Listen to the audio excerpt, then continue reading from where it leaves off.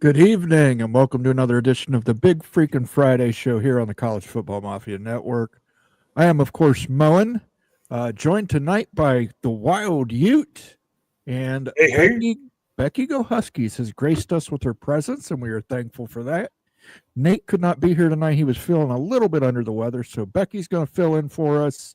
She's got her new glasses. She's going to tell us some great stuff. Should be fun. Should be very fun. How you doing tonight, guys? Doing freaking great. How you guys doing? Happy Friday to you, everybody out there. I'm doing great. Happy Friday, guys. Happy Friday all around. We're going to talk about the NCAA enforcement, SEC media right payments, the rumble in North Carolina that is going on. We're going to hit it all for everybody tonight. So definitely glad some people are checking in tonight. I see we've got one person in the chat so far. Skaven, yes, says hello, gentlemen. GBR. Good to see you, Skaven. We got new sounds on the soundboard tonight. We got a couple new overlays. So we're going to do some stuff. But let's say we've got another one in the chat. Conundrum. Moen, do you sleep in that hat? No, I sleep in my national championship jumper that has the back flap on the butt. You do not, Moen.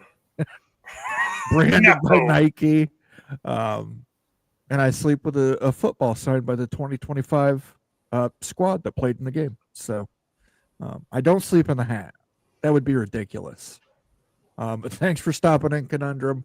I will get there someday if they can just figure out how to modernize the offense to at least 1992. So, all right, guys. Well, let's figure out where we want to start here. I want to start with the North Carolina stuff because I know a lot of people have been talking about it this week. And bear with me. I was not planning on running the show tonight, so just give me a minute here. Get some of this stuff on here. And there we go. From Matt Hartman at thematthartman.com or at the Matt Hartman on Twitter. Breaking. UNC system president Peter Hans limited the authority of UNC Chapel Hill trustees have over athletics. Hans said trustees have created substantial legal risk to the university by acting independently of the administration. And what this is basically saying is the trustees are talking to people they probably shouldn't be talking to that could create legal difficulties for the University of North Carolina and the entire North Carolina system, basically. Some people probably talking to a conference named the Big Ten. Some people probably talking to a conference named the SEC. Maybe there's some, Big 12 in there. I don't know. But let's start with you. What were your thoughts on this? You know what? You better dang well be talking to the Big Ten or any other conference that you have an option with. Because if something does happen with the ACC, you're hedging your bets and everything. You have to do it a little bit more discreetly, seemingly, than really what's been going on and everything here. So, interesting article here. There's definitely a lot of action happening at North Carolina, right? Like you would imagine that the Big Ten and the SEC would be trying to back their way into communications with the Tar Heels because we know that both conferences want the Tar Heels. That's no surprise to anybody. The Tar Heels will end up probably in the Big Ten or the SEC one day. It's not going to be today. It won't be tomorrow. But here in the next 7 to 10 years, very, very likely. So fascinating stuff. What do you think about that, Becky? I mean, yeah, they're just talking. They're gonna get the university sued. Is basically what he's saying, right? Like, you're gonna get us sued and not by and by the ACC. Because those other schools are like, you're causing problems. This isn't like, this isn't Florida State and Clemson who are walking the walk and talking the talk. And he didn't approve any of it. So he's the boss and he's like, what are you doing? This is not what we're doing, but you're right. It's in the next decade, they're going to be in one of two conferences if the ACC no longer is a thing. So, and it's a wanted school for a number of reasons, and especially basketball. It does play a little bit of a role. But yeah, I think it's a lot of infighting is what this tells me. There's a disconnect between the trustees and the people who actually run the university. So there's a little bit of a disconnect, because this article also goes into the fact that like salaries and things have to be approved by him too.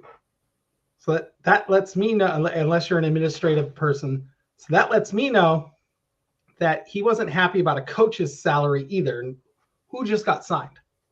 Bill Belichick.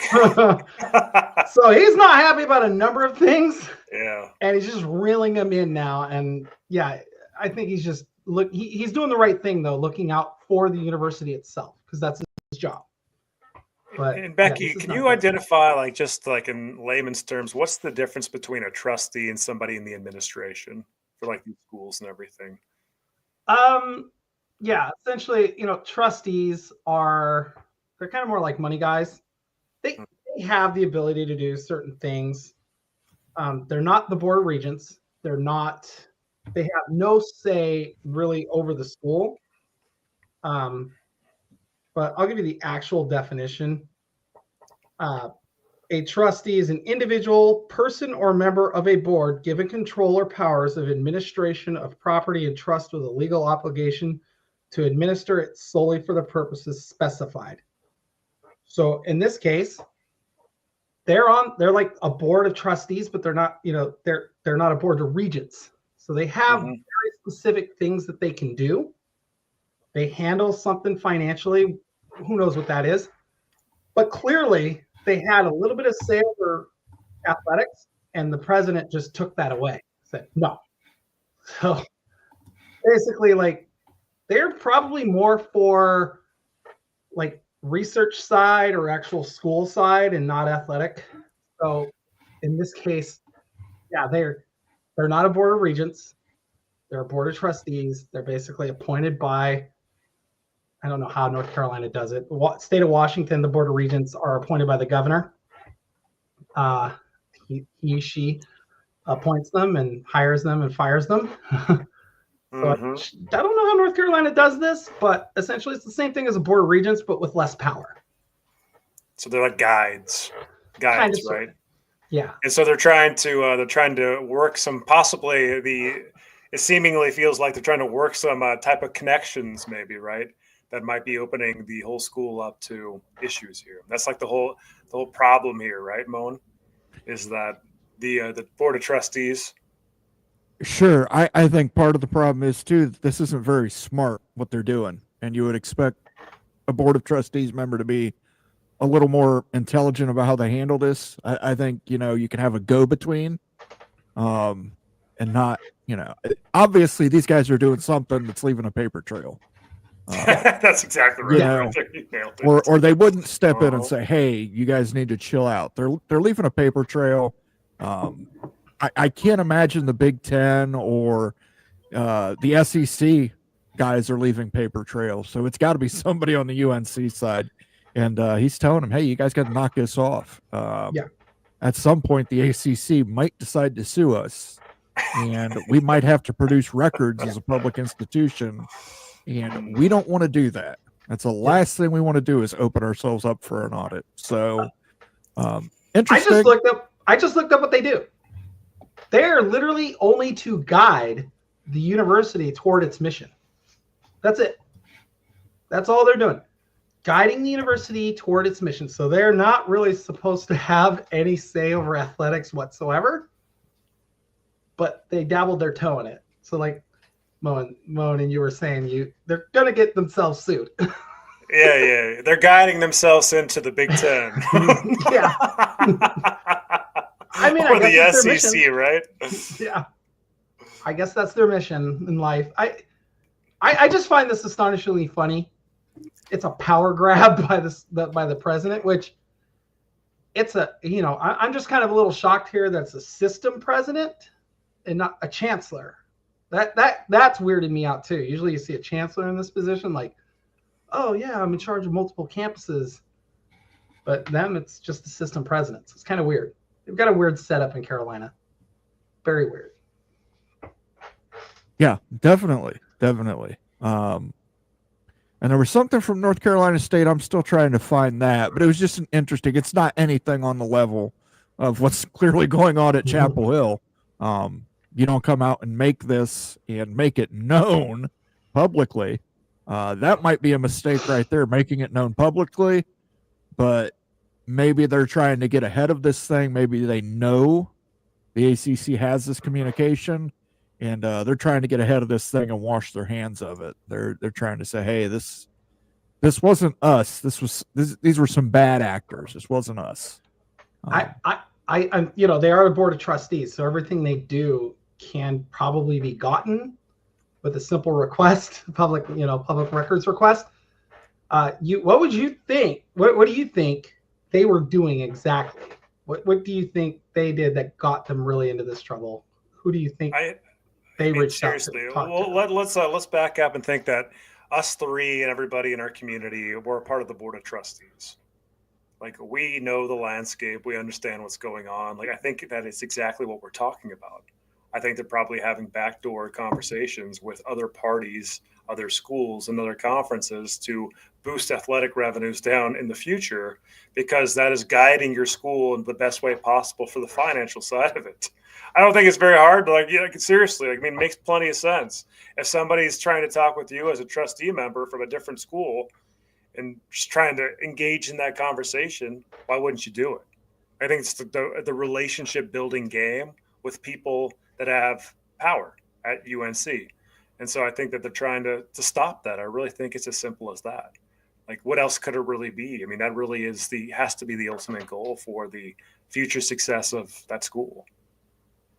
That's got to be the number one priority on everybody's mind in the administration, on the trustee level and stuff. Like, it is the only way that you can really thrive in the future over the next 25 years. Like, I think that's it. Part of me is like, were they talking backdoor channels to folks who represent SEC or Big Ten schools or et cetera? Or, are they trying to work their boosters?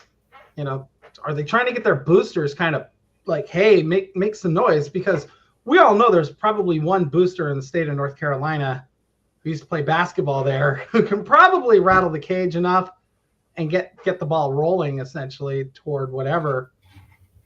So, it makes me wonder who were they actually talking to, and what were they talking about? Like you said, clearly it's probably got to be like, get out of the conference. But, my question is, was it backdoor channel stuff to the Power 2, or was this let's see if we can rattle some cages and get our boosters hyped up? And because you guys both know this, if you get the biggest boosters on your side, you can do pretty much anything you want at a school. It's the same. It works out the same way on the donation side for like the actual school. You get the people with the money opening up and getting you to do things, you can pretty much do whatever you want. So that's my thing. Like, were they talking to boosters, or were they talking to the SEC and Big Ten? For all we know, they could have been talking to the Big 12 too. Literally could have been talking to anybody. So the question is, what were they doing? Well, yeah, part of this is like, how are you going to pay for Belichick? Like, going back to that stuff, like, you don't have the money now to pay for Belichick. You hired Belichick with a commitment and everything. Like, what the freak's going on right here? It makes sense to like us fans watching it because you think you're going to get the future revenues and everything. But I could see there's a lot of infighting at UNC right now. What's the identity of the school? There's a lot going on there and stuff. And the board of trustees certainly has a different direction they're wanting to drive things than others in the administration. They're switching from turf to grass because Belichick asked them. I don't know if you guys know, like, that stuff is not cheap. That's like $1 million to just switch. Like, that's not a cheap thing for any university to do. Like, you see it with like parks. It'll cost $4 or $5 million to just put down turf and remove the grass. I can only imagine having to do like, remove the turf and put in dirt. I'm with you. I don't know where they're getting this money. I don't know how they got this money. Like, school makes money, but like, it's not a poor school. Let's stress that. They're not a broke school by any stretch. But they're doing things that like Ohio State, Michigan, Texas, they don't do, and they're the wealthiest of schools. Like, I don't know what they're doing. I don't know how they're doing this. And like in the article here, like it alleges that the trustees might have been involved in like, negotiations with like a Bill Belichick, right? And like the hiring of him and like the not going through all the parties that you need to go through the university to get that done, and committing resources that they might not have committed otherwise, basically kind of binding themselves into something that might not have been supported across the university. And like that gets troubling too, because you're talking about tax revenues coming into these public universities. And so that's getting intertwined and stuff with tax dollars all of a sudden. And yeah, you're looking at legal issues possibly.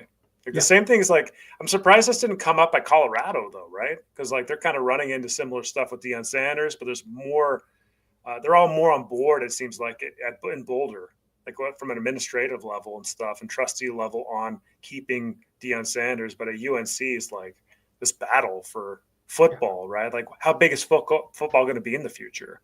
Obviously, trustees and others think it needs to be everything, but it's not shared. Right. I think the big difference between Colorado and UNC, like you said, the trustees are on board. It's not, and their AD, when he went to hire Deion, asked them for the money before he hired Deion. Like he got all of them on board because they're paying him what, $5 million is what I remember him getting that first year. Who knows what he's getting now, but it's like $5 million a year. And we all went, where's Deion getting this? How do they get this money to pay him? Like, where's this at? Like, there's no immediate, this is after USC left. UCLA announced they were leaving. It's before Washington and Oregon and even Colorado left. So you're like, where are they getting this money? This is like 6-7 months before the collapse of the Pac-12. You're like, and I think everybody's like, oh God, they must be getting a great contract for, media. And he just basically got their boosters and everybody on board and checked off the list because like the article states, the president said you have to go through me essentially for anything, like any other thing athletically other than administrative folks for salaries. So he has to prove any salary for coaches going forward, which is insane. Imagine telling your AD you can't approve, you got to ask me if that salary is okay. Like at Ohio State or Utah, hey, Ohio State, we just signed Ryan Day to an extension for $12 million. Let's ask the president of the university if that's okay before we say yes to him. To be fair, why have an AD? To be fair, the president wouldn't have said no. No, but honestly, but if they were in UNC shoes, it'd have been like, well, hold on a second here.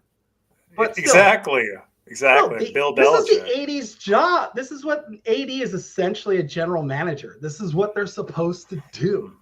Even in the NFL, they don't ask the owner for the okay to sign, whatever the salary is. They offer the salary after the owner's like, I want to hire him. You got to think what was the freaking budget at UNC for the coach? And how much did they blow through that budget? Was it like, hey, we'll pay up to $3 million for a head coach in football because we're going to invest a lot in basketball, and all of a sudden it's like $5 million more, right, for Belichick? And it sounds like they're getting ready to fire their basketball coach. They don't make the tournament, they're probably not keeping their basketball coach. It's North Carolina. The investments in basketball, football's like, hey, we play it. I mean, they're like Kansas. We have football. Mm-hmm. We're not great at it, but we have it. Occasionally we'll dabble in being good. I don't know. I'm just, UNC's a mess. There's a power struggle here, and if somebody just reached in and said, nah, I've got all the power. You guys want to see real power? I just took all your ability away to do anything athletically. Insane. Insane. Yeah. Keep in mind, Colorado, their AD and president at the time acknowledged they didn't have the money to pay Deion Sanders. Yeah. They basically took that on a wing and a prayer and said Deion's going to do enough business for us that we'll have enough money. Now they have the money now to pay Deion Sanders. Yeah. They now have that money plus. The chancellor knew that it was going to be a tight budget in Boulder. He knew that. But like the boosters are like, we got your back because we want to have a good football program. I don't know. Yeah. So very interesting stuff out of North Carolina. We'll move on from that and move on to more exciting things in college football that happened this week. I want to say hello to everybody who's joined us in chat. Do a quick reset. If you're watching us for the first time, make sure you're subscribed to the channel. If you're watching us on Twitter, go ahead and jump over and hit that subscribe button. It helps us, costs you nothing. If you're watching us on YouTube, consider giving us a like. Those help us tremendously. Me add a moderator. There we go. We got Jackson Johnson, our new moderator, is in chat. Let me go here and hit comments. Again, we've got some new stuff here we're going to cover tonight, guys. Thank you for starring the comments. Jackson Johnson, that new moderator I spoke about. What's up, CFB Mafia Nation? Good to see you, Jackson. What's up, Jackson? Hi. Nathan Campbell is the governor. I'm not 100% sure what you mean by that, Nathan. You might have to clarify a little bit, brother. Maybe Nathan's the governor. We just didn't know that. He might be NC, North Carolina. Fine. Do you like the hiring of Grubb? He's talking about Grubb at Alabama, former Kalen DeBoer coaches. We can jump into that a little bit, guys. What did you think of some of the hirings and firings this week in college football? Grubb goes back. He gets fired by Seattle, goes back to the collegiate ranks to join his mentor, Kalen DeBoer, at the University of Alabama. They're best friends. They're best friends, guys. The BFFs. What did you guys think about that hire? Do you think that's going to pan out? How do you think recruiting-wise that's going to work for them? Different system than what they've been running usually. They usually, with Jalen Milroe this last season, it was kind of a toss it up and let Ryan Williams get it. Let Jalen Milroe get it with his feet. New quarterback, you're going to want a pro system quarterback. We know Milroe is leaving for the NFL. I don't know why. He's like 7th round draft pick at best, in my opinion. Is he really, you think? Yeah. He declared for the NFL. 7th round. He declared. I don't think he'll be on the 7th, but he's not a first day, or he might. I don't think he's a first, or first, second, or third. He's probably a 4th round guy at best. This isn't a great draft for quarterbacks, though. Honest to God truth. Like Shedeur, when they're going, Shedeur Sanders could go number 1 overall. You're kind of like, I mean, he's good, but is he like? He's not as good as the guys last year, which is kind of like if he came out last year, he'd been a 6th rounder just because the guys were so good ahead of him. Like, I don't know. I'll say this about Grubb. Alabama's gonna chuck it everywhere. Like he wants to throw the football. And what'll happen is you'll get 1,000-yard back. You'll have 1,000-yard running back. That's the thing. You're still going to rush for 1,000 yards. You're going to throw for like 4,000 plus. He's going to put points up. And the biggest thing with Grubb is he comes up with plays the week of and on the fly. Like you're going to see new route. Like the Alabama route tree is about to get a whole lot more complex because that's what Grubb does. Grubb creates things and wants certain routes, and he's going to push the ball downfield more, which anybody watch them with Washington. That's what he did. Go back, watch them with Fresno State. That's what they did. Go back and watch them with Indiana, and then you got to go even farther back. People don't know this. The offensive coordinator for Eastern Michigan, when they finally had a winning record after like 30 years, was Kalen DeBoer, and his quarterback coach, Ryan Grubb. It seems like it's going to work well. There's chemistry there. It's proven. Washington national championship game appearance, right, between the two. It kind of goes back. I don't have an issue with the Grubb and DeBoer. I think it's a perfect fit, those two. But like going back to the identity of Alabama, like you're hiring these guys that are going to institute more of that pro set, just throw it out, pass. But Alabama in the Saban era is really a run first team, and they changed a bit, right? And they got more quarterback run going on, and they got more passing and everything to win championships. They evolved a little bit, but I don't know if like this new style is going to fit that program long term. That's not a DeBoer problem. That's not a Grubb problem. That's just like an Alabama identity problem, potentially. Is that going to ever work? He just did this offense in the NFL. It was ridiculously good. Like Geno Smith, I don't think people realize Geno Smith, I think, had the second most passing yards or something like that. It was an insane number of passing yards. Now Seattle couldn't run the ball because the O-line sucks, and they had injuries at running back, but they could throw the ball anywhere they wanted, and he will get your number 3 guy, which Smith and Jigba was the number 3 guy in that offense, and he was always open. Go watch that tape. Like, he's going to run the same stuff. He ran the same stuff at Washington. It's basically the new pro style. So they're going to be in shotgun. They'll go under center, but they'll be in shotgun. They won't have a fullback, which, like you said, that's a different identity than what Alabama's used to. Big physical football. Well, their center is only 280 pounds, guys. He played at Washington in that national title game against Michigan. He's 280 pounds and like 6'1". They're already like totally different there, and he was a beast in the SEC. For me, Grubb is going to call plays. They're going to change the identity, but I'm telling you right now, they're going to throw the ball, and they're going to have a ton of success in situations where they wouldn't have in the past. Not saying that Saban's offenses weren't bad, but there's a reason why Saban tried to sign Ryan Grubb. People forget that. Saban's last year, he tried to sign Ryan Grubb away from Washington.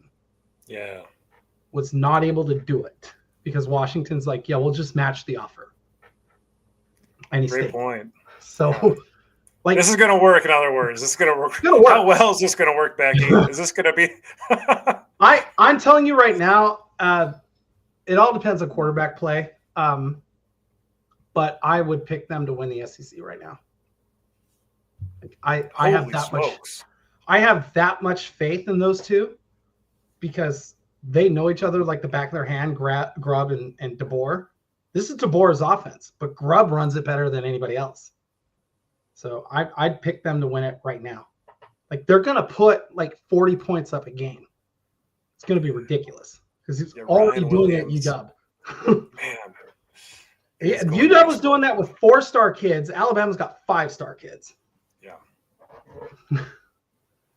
Like I said, you're going to see interesting, deep routes, intermediate, and short. Yeah, every route.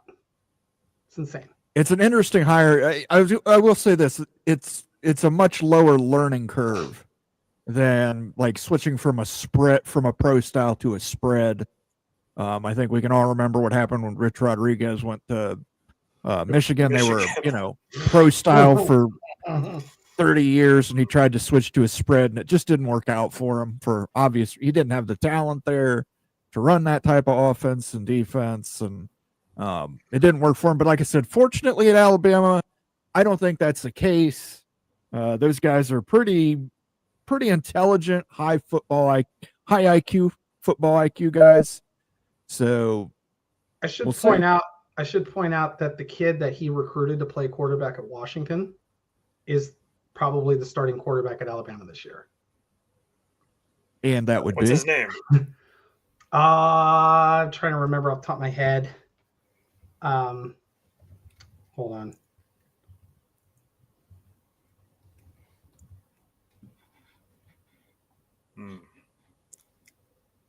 It was Austin Mack. Okay. Austin Mack. Austin Mack was recruited to play quarterback at Washington.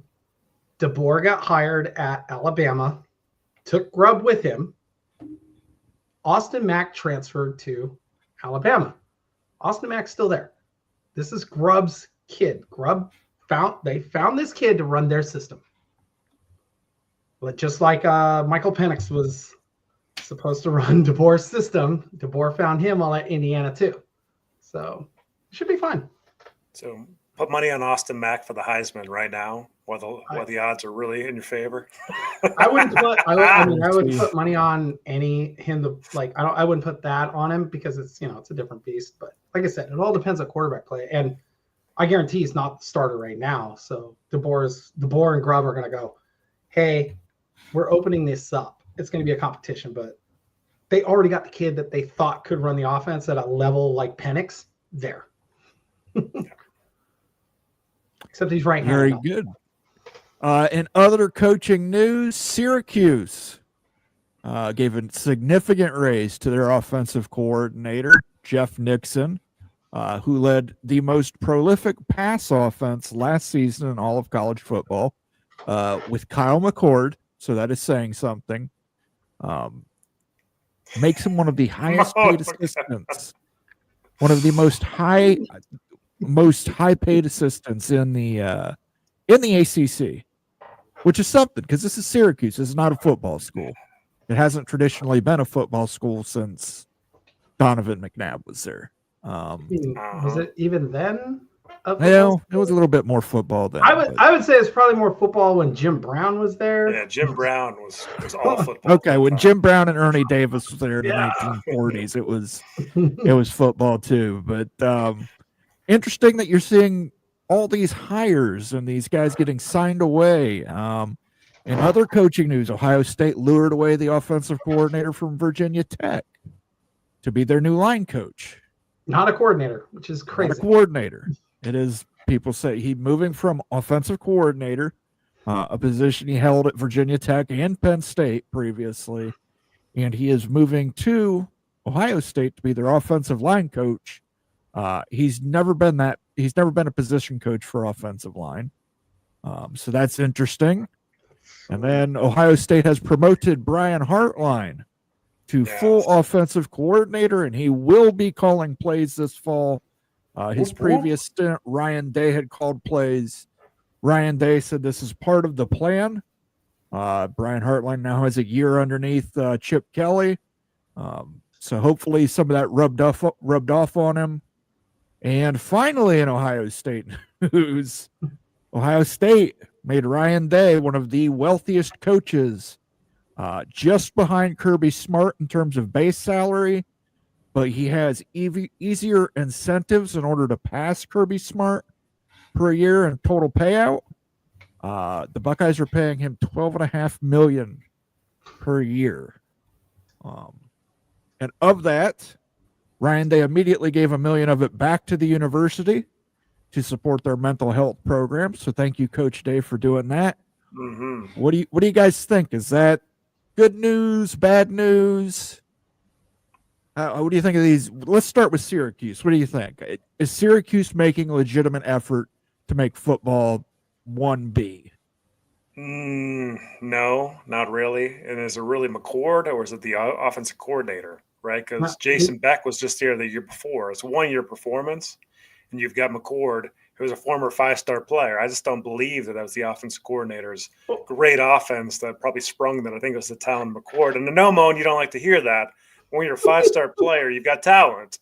Like, this is McCord, not the OC. He's leveraging McCord, and he's getting a nice payday. But I don't think it's like Syracuse changing at all, the philosophy or anything else. Syracuse will continue being Syracuse, and once McCord's gone, they're going back to being Syracuse. So I don't think it's a big change for the program long term. This guy was the offensive coordinator at Baylor under Matt Rule. Mm-hmm. They were legit on offense. Like he's a very good play caller. Good enough that the Giants wanted him to be their play caller. That's how we got this raise. Like, the Giants brought him in for an interview fairly recently to do something with them. So either as offensive coordinator or like a position coach or something. So I don't think this is like a 1-year wonder. I think he has a quarterback that can play his system. That's what Cord can do. But I think it was smart. He's a great coordinator. I mean, if you remember Matt Rule at Baylor, they weren't the Baylor offense with RG3 or any of that with the previous head coach, but they went from like bottom to legitimately like near the top of the conference in like a literal season. So he's a great coach. I like the hire. I like paying him and keeping him hired. Syracuse, like you guys said, Syracuse is on the cusp this year of making the ACC final, cusp of playing in the playoff. And I mean, McCord still threw like 8 interceptions and a half, and they still managed to win that game. So, yeah, so you got to keep in mind in the Pitt game, he threw 5 interceptions in the game. 3 of them were pick sixes. So let's not go singing the praise of Kyle McCord yet. Everybody said Ohio State would regret. McCord's QBR? You got to look that game up. He's going to get drafted. He's going to get drafted higher than Jalen Milroe. He is. I'm not saying Kyle McCord doesn't have talent, but you got to remember, you got to have receivers to catch the ball as well. He had pretty good receivers at Ohio State, and the receivers at Syracuse did a damn good job this year, getting open, running routes. I think it's a good hire for Syracuse, or a good extension for Syracuse. I think they're actually investing money into the football program. So we'll see. All okay, right, here's Kyle McCord. You're Kyle McCord. I mean, yeah, so we're looking at stats for 2024. Okay. 4,779 yards throwing, 34 touchdowns, 12 interceptions, QBR of almost a 79, 14th in the nation. That's freaking good, guys. That's real good. It's Kyle McCord. That's what's going on at Syracuse. And he is a senior, right, going into this year? Yeah. Yeah, he can go in the draft. I don't know if he has declared for the draft yet. I'd imagine so. I don't think he declared. I think he's got that weird I think he has that weird COVID year. So he gets to stay. He might have that COVID year, which is I'm sorry, the COVID year is screwing everything up still. It's gonna be a while. Well, and that's not the only thing. We'll get into that. Believe me. Let's say hello to some more people that are trickling in here. MH5. Kansas also shoving $400+ million into football facilities. So they still know football is important. That's right. New stadium. They needed to. That stadium looked like a high school stadium. That thing was ugly. Did you guys ever? I've been to that stadium. Like when I went to the campus to like just check it out when I happened to be in Kansas City one year. That stadium sucked. I mean, they had seats that were like here, and then the end zone was over here. But you're on the sideline. So you're sitting like this. It was horrible. Like, it was horrible. The seats were longer than the stadium, or like the field. That's insane. No stadium has seats longer than the field. Even when Ohio State was an actual horseshoe, the seats didn't go like 20 yards past the field. Well, they're renovating it. It's going to be fixed. The new stadium, the blueprints are amazing. I don't know exactly what the date is on the completion.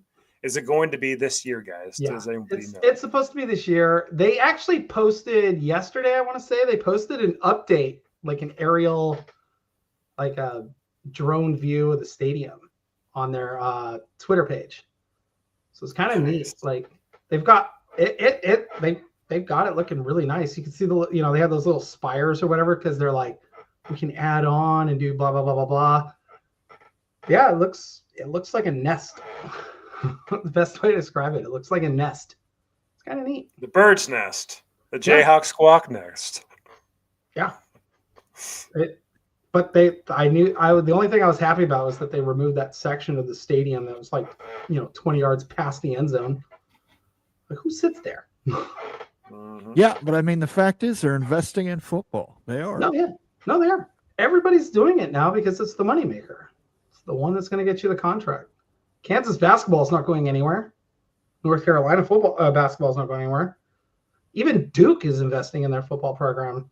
How do we know? They lost their head coach to A&M, and they said, you know what, we can find another coach. They went to Penn State and plucked out a defensive coordinator, and Duke was actually pretty decent again this year. So, yeah, and he had a failed stint at Miami as head coach. So Definitely Manny Diaz is turning it around there for Duke.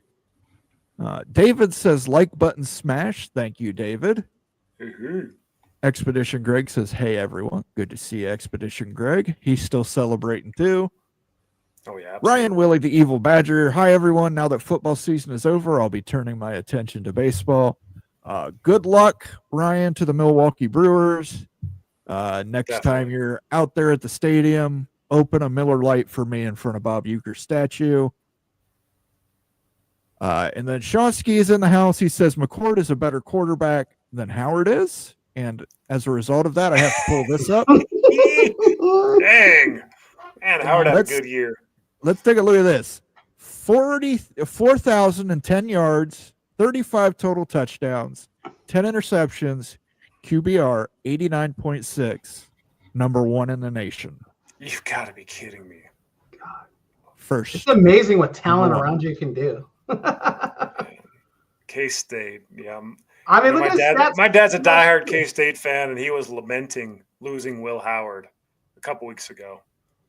Look at his stats last year. That's insane. God. He had 90 fewer completions and 10 fewer touchdowns, but the same number of picks. That's ridiculous. And I'm always of the belief you can't blame a quarterback for every single pick. Some of those are some of those aren't as receivers. Tips. Yeah, all kinds of weird things happen. Well, Howard did throw some really bad interceptions this year. But number 1 QBR. Number 1 QBR. Look at the talent Howard had around him. Look at the talent that McCord had around him at Ohio State. It wasn't any different. In fact, you had Marvin Harrison Jr. with Kyle McCord at Ohio State. Yeah, I was gonna say, didn't McCord have Smith and Jigba too for a year? No, McCord only played the 1 year. Oh, he only played the 1 year. He only played the 1 year. But he had Harrison. He did have Smith and I believe Smith and Jigba. He had him, but he was injured most of that year with his hamstring injury. Yeah, but I'm like. And I mean, we're not talking about that quarterback. Well, we are talking about that quarterback in the NFL because he's really, really good. But it's not like, we can talk about that quarterback because he plays for the Texans and he didn't fall off the map. Did he? No. He had better talent at wide receiver in college than he does in the NFL until this year when he got Stephon Diggs. At some point, you got to give credit that Ryan Day might know a little something about coaching guys. I mean, might want to do it, Sure. Moan, absolutely. So looking here, Kyle McCord had an 83.7 QBR in 2023 for the Buckeyes. That's pretty dang good. It's good. 84? He had a better year with the Buckeyes than he did last year with Syracuse. And he had that monster year. He was 14th in the nation. Moan, he's a much better quarterback than you give him credit for. He's not I'm not saying McCord's a terrible quarterback. I'm saying McCord's not as good as Will Howard. Wait, who else did he lose to at Ohio State last year? Because he lost to Michigan, but who was it? They had 2 losses. Who was the other loss? No, I believe Michigan was their only loss. They lost the bowl game to Mizzou. They lost the bowl game, but who cares about bowl games? I think the only loss I think they had under McCord was the Michigan game. Yeah. So it's not and he probably gets in if 3 teams don't go undefeated and 2 teams only have 1 loss as well, like in Texas and Georgia. He made the playoff. Yeah, it's not an issue of Kyle McCord's not a good quarterback. He's not as good of a quarterback as Will Howard was. No, Will Howard owned that offense. Will Howard has 1 more loss than Kyle McCord as the Ohio State starter, but he's also got 1 more national championship. Right? You love Will Howard now, Mo. Look, I can't argue with results. I mean, that's when they signed him last year, I was like, oh, Ohio State's going to be crazy good because, Will Howard wasn't terrible at Kansas State.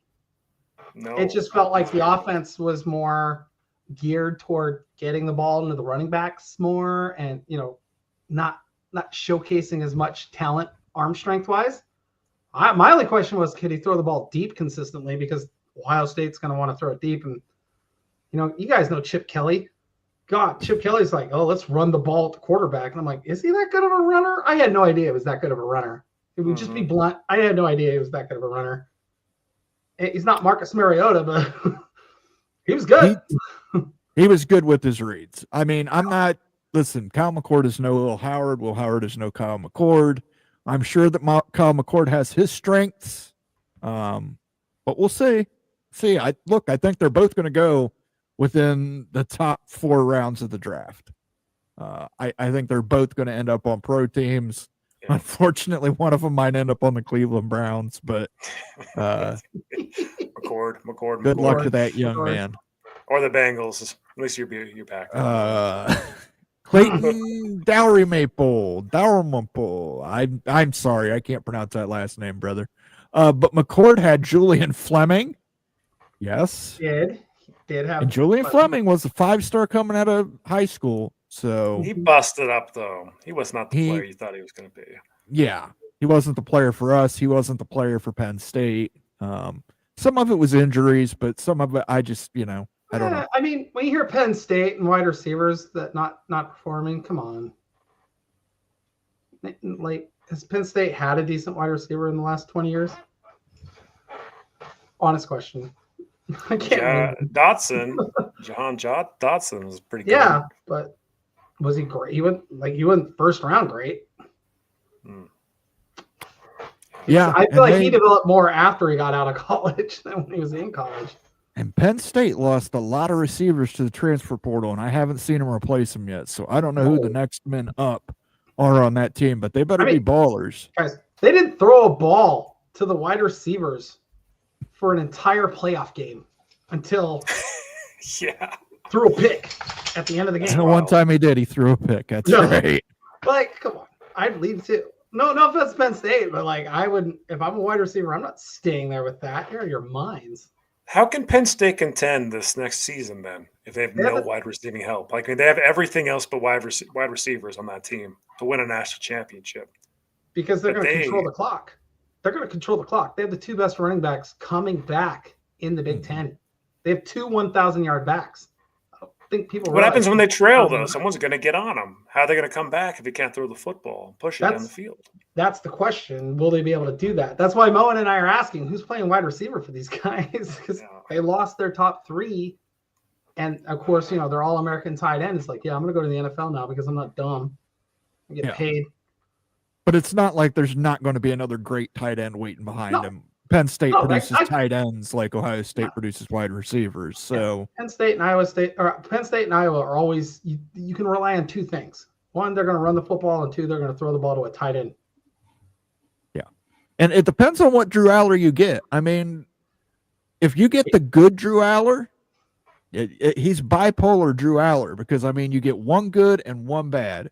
Good Drew Aller can bring you back from 14 down against USC at USC, hitting beautiful Oregon in the Big Ten title game. Yeah, against top level talent, throwing beautiful passes, receivers going up and getting the ball, and then you get bad Drew Aller, who throws an interception that loses you the game in the waning seconds.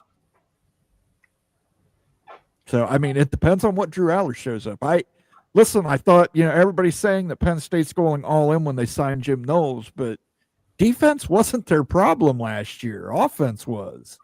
The defense might be improved, but is it improved enough to where you can just run the ball? I mean, I'm not going to be surprised if they're ranked like 1 or 2 to start the year. Like, no, not going to be shocked at all. They're really talented, but I mean, they've got a gaping hole. That's a gaping hole. No tight end, proven tight end now, and no receiving. I mean, it's not going to be hard to play them. Stack the box, put everybody up to stop the running game. What are they going to do?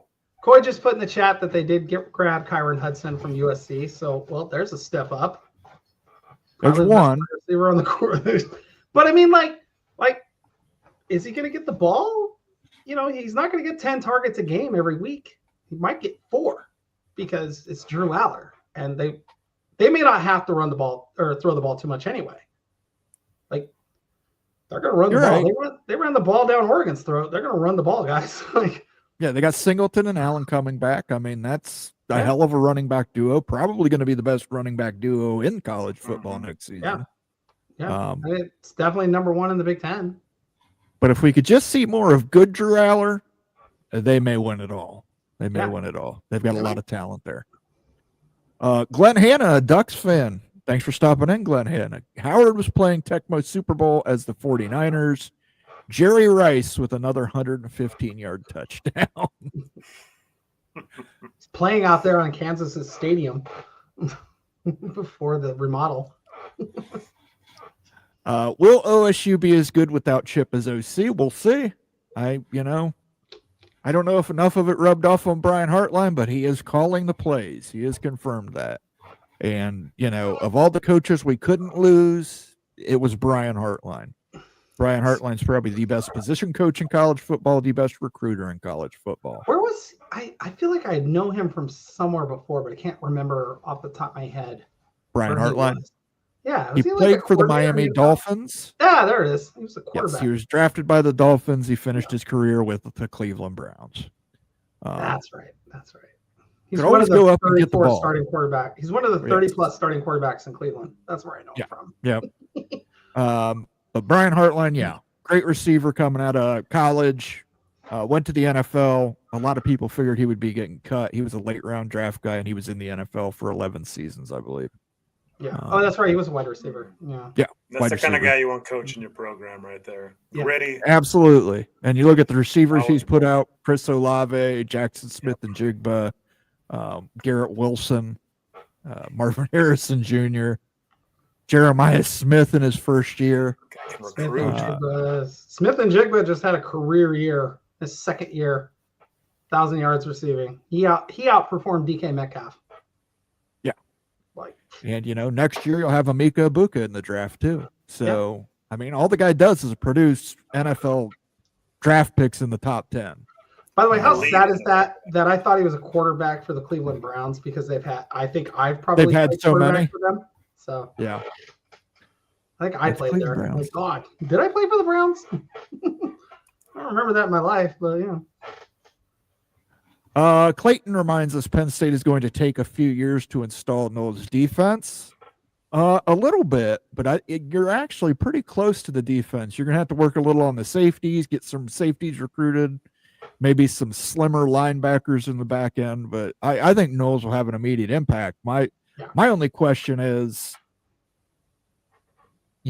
again, your situation wasn't because of defense. It was always offense. So I'm more curious who's going to replace what's his name, their best pass rusher, because he's they'll have another. Yeah, they got a guy waiting on the wings, but I'm like, I mean, God, they went from Micah Parsons to him. Wow. Yeah, that's if you're wearing number 11 at Penn State, you're a monster. They don't give you number 11 unless you're a monster. So I don't have any problem with Abdul Carter. I think Abdul Carter's the best defensive player in this draft class. Whoever is lucky enough to get him. Did you guys see Warren Sapp walk off in an interview when they brought up? I did. Micah Parsons being a great pass rusher, by the way. He's like, Warren, I got about 15 sacks a year. And Warren Sapp was like, get out of here. He's like, no, really, like 15. And he got up and left. Yeah. He's so mad at the guy for like lying to him. And I was like, no, really. He averages like 13, but still. Regardless, he's an NFL level defensive player. And, at first he said, name a great player that's come out of there. And he said, well, Micah Parsons. And he said, well, yeah. And he just got up and left. That's because Warren Sapp is 100% bitch made. 100% bitch made. Well, I mean, I get like he was hyping up his guys, Shadur and Hunter and Ward. He said those are the top 3 in the draft. And I'm like, okay, Cam Ward and Shadur, I could see them. Hunter, I don't know what position he's going to play, but I could see that. That's intriguing. But yeah, Abdul Carter is probably the best defensive player in this draft. Like, how do you not know that? Just from a pure defensive standpoint, you need to get to the quarterback. You need quarterback rush. Got to give it to Carter. I'd be shocked if he doesn't go in the top 5. MH5, Brian Hartline's in good company. Most players' careers end at the Cleveland Browns. That's because they're quarterbacks. Well, I mean, listen, I'm a Cincinnati Bengals fan. I don't like to jump on the Browns too much. It's unfortunate what that franchise has been through since they came back, but you're not wrong. They were cursed. Not wrong. They were cursed before they left for Baltimore, though. Only team I've ever seen lose horrifically in the last minute so many times in the 80s in the AFC title game was the Browns. Schottenheimer. Is it the drive the Broncos had that did it? And I was like, it's literally referred to in Cleveland as the drive. The drive. There's also one that's the fumble. Yeah. And Tough the times. Watson trade. You can add the Watson trade to it because that has turned out horribly for them. Well, Belichick couldn't even win there, right? I mean, Belichick had a trouble. Belichick was terrible there. The Schottenheimer does all that stuff for the Browns in the 80s, leaves and goes to Kansas City, and he was just 10 times better in Kansas City. He could not win a playoff game, though. Could not win a championship game. Yeah. Couldn't do it. Yeah. And it's the same everywhere Schottenheimer went, too. After Kansas, it was the Chargers. The Chargers. Couldn't win a playoff game. But they tanked immediately after Schottenheimer left. Yes. From that point on, they were bad. Absolutely. He'd give you a good team, but he wouldn't get you over the mountaintop. Nope. All right, guys, resetting. We got 102 people watching us between YouTube and Twitter. Again, if you're on Twitter, consider jumping over here and giving us a like and a subscribe. We'd appreciate it. Doesn't cost you anything. If anybody's interested in supporting the chat, you can click that little cash icon at the bottom of the window. And from there, you can give a super chat, become a member, gift a membership. We've got a new members video this week. Why don't you talk about it? Yeah, the new members only video is about Florida State, and Florida State, really why they didn't get into the Power 2. Last year, we talked a lot about Florida State, and they look like a no-brainer based on the data to get into the Big Ten of the SEC. Why didn't it happen, though? Why didn't it happen? Going back and dissecting that, giving an action plan for the Noles, too, on how they can get in the Power 2 over the next several years and everything. But going back, looking at what we said before, doing an analysis of that, and then also considering some factors that we didn't consider before that we know now about Florida State. So that video, important video, go check it out. It's good stuff. Absolutely. Must-watch video. And we have 5 new members, courtesy of ourselves.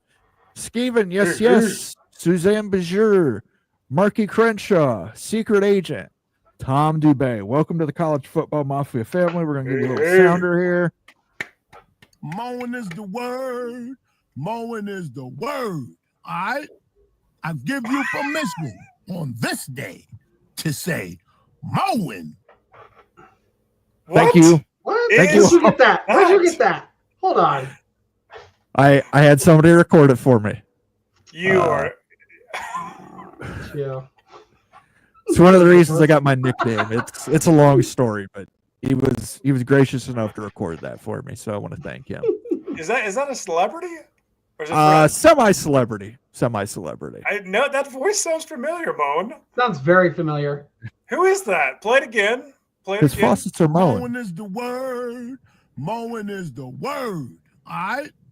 I give you permission on this day to say mowing.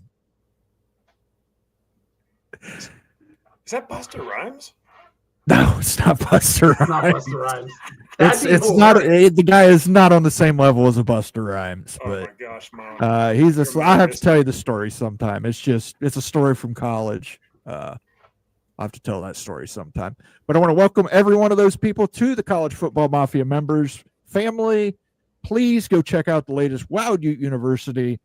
What hurdles has Florida State faced and will face trying to get membership into the Big Ten Conference? Myself, Ute, and Nate all sat down and did that video together. I think it's one of our best ones. We go back and look at our past predictions. We tweak the model. Yes, we can admit when we're wrong. We tweaked the model. It's an evolving thing. And we've got some new numbers that are crunched in there. It's pretty cool. So definitely, if you're one of the 5 people, you're one of our existing members who we appreciate very much. If you haven't done so already, please go check that out. We're going to be putting out more members-only videos. very shortly. So definitely check it out. All right, moving on. Shosky says, let's get to this Pac-12 news. we Let's pull will. up like We will. that. I just want to let me tackle this first. Okay. What do you think I'm about getting the a little Ross? itchy on that. Okay, we're going to talk about it. What do you think about the Ross Dellinger article about the powerful taking more control over the NCAA in football? Shonsky, that is going to be our final topic. We're going to get to some news about the Pac-12 and ESPN and rights, and if anybody's telling the truth or anybody's lying here. So let's go ahead and share the screen and pull that up from Front Office Sports. And there we go. Add to stage. And it's going to keep asking me to allow something and hitting us with ads. ESPN, Fox, CBS, all open to media rights package with the new Pac-12. None of the networks have closed the door in participating in a media deal for the newly rebuilt Pac-12. ESPN, Fox, and CBS are still open to participating in the media rights package with the expanded Pac-12 sources, tell Front Office Sports. By the way, the reporter's name is Amanda Kristovich. The Pac-12 hopes to sign a deal before looking to further expand. FOS has previously confirmed discussions for a media rights package are currently ongoing and in an exploratory phase, one source said. It's unclear how much interest each network has, but another source characterized conversations with prospective partners as productive. The Pac-12 declined to comment, as did all three named networks. Now, pull that off for real quick. Too many ads. Just want to bring this up. This reporter is saying this. John Orand, who I've come to trust, has actually said on one of his recent podcasts that Fox and ESPN have both walked away. So we're getting dueling statements here. John Orand saying they walked away. This reporter, Amanda Kristovich, is saying no, ESPN and Fox are still at the table. It gives me a little pause because we've heard this from the Pac-12 before, saying things that were feeding it to reporters, things that weren't true to improve the image of the conference, if we should say. I wonder if this is that case or if John Orand actually got it wrong. Front Office Sports isn't pretty John reliable. Yeah, it's not John Canzano, right? Like I hear you. I understand. It's a different world and everything. And it's interesting, too, because this Front Office Sports article came out after Orand had made that comment, too, right? So this was afterwards. It wasn't before. I believe Front Office Sports, actually, in this case. And I think that's fantastic news for the Pac-12, too. I mean, Orand was saying that the big Fox and ESPN, the biggest two, were out. Now, all of a sudden, they're in. They're still in the game and everything. So you still have life. Everything's on the table for the Pac-12. It is ironic still that, back a couple of years ago when Utah and Washington were in the Pac-12, that we were still trying to fight for a media rights deal and still not there at the finish line yet. That's crazy that we're still kind of fighting through this. But the fact that they're not out, there's a chance, everything's on the table for the Pac-12, including future expansion into the Central Time Zone, as we've talked about. I mean, that is still an option, especially if you got all the big TV programmers on the docket still. So this is great news, I think. Fantastic news for all the Pac-12. Yeah. All right. Becky, you're the Pac-12 expert. You tell us. Well, I told you guys, I think a couple of weeks ago, I said I didn't have anything on Fox. So if Fox came to the table, it's after I had talked to my source and said, hey, because I had told you guys ESPN, CBS, and Warner and Amazon had all kind of peeked in. But, I said Fox is more focused on keeping the Mountain West because, Fox still wants the Mountain West content because it fills that void at night, especially after baseball playoff games and the Big Ten stuff. And it's cheap. Yeah. And, ESPN has Conference USA, AAC, Sun Belt. They have everybody but the Mountain West and the Big Ten. So they have all of that. So it didn't shock me that Fox came in and said, hey, that wouldn't shock me. I think front office is correct. I don't think anybody's walked away other than maybe, I don't think that they reported everybody. I would assume Warner Brothers is still hanging around, as is the CW, which the CW is owned by, I think, both Warner Brothers and CBS. So they both have kind of a... No, it's actually independent now. It's owned by independent now, but Nexstar Media Group. But I know, but I know CBS or Warner Brothers, one of the two still has a stake in the company, like still owns a percentage of it, is what I'm saying. But none of that shocks me. Like Warner, we know Time Warner's trying to get college football. We know that. They showed the playoff games. They had the Mountain West this past year, and they're turning their True TV into Turner Sports. That's the game plan. They tried to get with ESPN and Fox in that app that's now been declared a monopoly. Can't do it. And failed. But, the Pac-12 is doing everything right now. Like, people are like beating them up for what they did in the past. They don't have an 8th conference member for football, guys. It does not exist. So they're talking to multiple different partners because they have multiple different sports that have to be on TV. They have Gonzaga, right? They have Gonzaga coming in. They're looking, I think, I can't remember if Grand Canyon joined them or joined the Mountain West, but either way, they have a couple of they have a basketball only school. They have to get that rolling, and Gonzaga's a big name in basketball. ESPN doesn't want to lose that. CBS would love to have them. And Fox San Diego State. Yeah. San Diego State's just 2 years removed from the title game. So exactly. You've got Boise State too, Washington State, Oregon State. This is a good named you've got a great conference. And if you guys look at the WCC standings, Gonzaga, Washington State, Oregon State are all near the top of that conference. That conference might get 4 or 5 teams in for the first time ever. They're that good. So for me, it just comes down to they're doing the right things. They have to find that 8th football member. Well, the only way you're going to do that is to work with your media partner at this point, because the AAC schools are out. That's not happening. UConn is just too far away. Too far. Like way too far. And you're basically hoping one of these Texas schools says yes, or you're stuck with Sacramento State. No offense to Sacramento State. You're an FCS program, though. You don't bring – Texas would open up recruiting-wise for these schools. It would open up eyeballs in Texas because, yeah, it's not Texas. It's not Texas A&M. It's not Texas Tech, Baylor, et cetera. But they still draw eyeballs because it's Texas. They want to watch football. They watch football, guys. It's a big thing in Texas. So I think they're just doing everything right. At this point, I think the front office article is accurate. I don't think they're pulling anybody's legs. Like I said, my source had said nothing about Fox other than Fox is focused on Mountain West.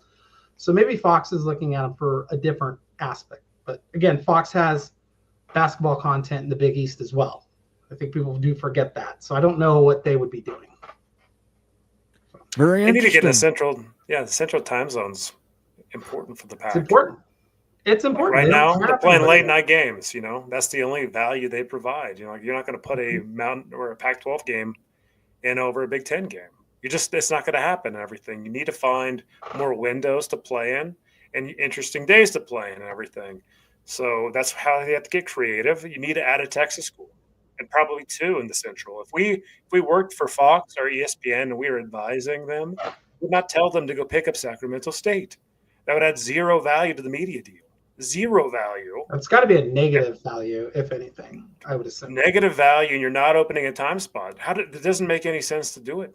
It doesn't. So you tell them, go get a Texas-based school, go get somebody so you can play a couple games in the Central Time Zone. Give us more options. They need to do it, guys. Have to. Very much like the Mountain West grabbing Northern Illinois. 100%. The Pac tried to do the same thing. Memphis, Tulane, and USF were all kind of negative. Too much cost on travel to, balance out with the new revenue. The Memphis boosters, they were like, oh, heck no, because it's going to cost too much money. The Memphis boosters were like, oh, no, this is too expensive. Flying into Pullman, Hey guys, if you've never been to Pullman, they have an airport, but you can't really fly to it unless you own your own plane. I mean, it's not a lot of flights to Pullman. Like Moscow, Idaho has an airport right next to it. Not a lot of flights, teeny tiny airports. You basically fly to Spokane. The teams fly to Spokane and bus down to Pullman. You really need to raid the AAC pretty hard if you're going to go after them, right? Like, you really do. You need to go after Memphis, Tulane, UTSA. You got to go after USF. Like, you need to be at 6 schools from the AAC to make it worthwhile travel-wise, split into divisions. Yeah. 7. But probably, again, if right? you add 6, you're diluting the pool, the payoff pool, which is what they're most concerned about. They want to make the most money as they can. Again, this has been a cluster from day one. So as the Pac-12 continues, there's nothing out west, guys. There's no schools out west. It's not the East Coast could do this. Like West Coast, we only have like 40 total schools, and that includes our FCS program. So there's just not a lot of football programs out west.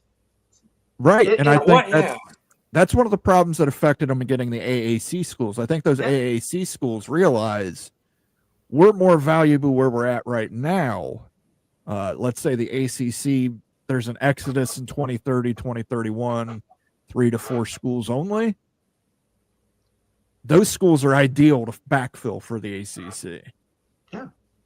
I think they're looking at future potential. So, the AAC, the Sun Belt Conference USA, they have options. The AAC has options. Like Mountain West and Pac-12, they are each other's option. Or you go raid the MAC, apparently, which they destroy our Tuesday night MAC-tion. I'm going to be annoyed. I want my Tuesday night MAC. They took Northern Illinois, but we're going to go get Western Kentucky. Stormy Cyclone's here. He says, hello, G. I know you, Stormy Cyclone. You were probably saying hello, Georgia Tech. Whoop, whoop. Whoop, whoop. Let's play the song.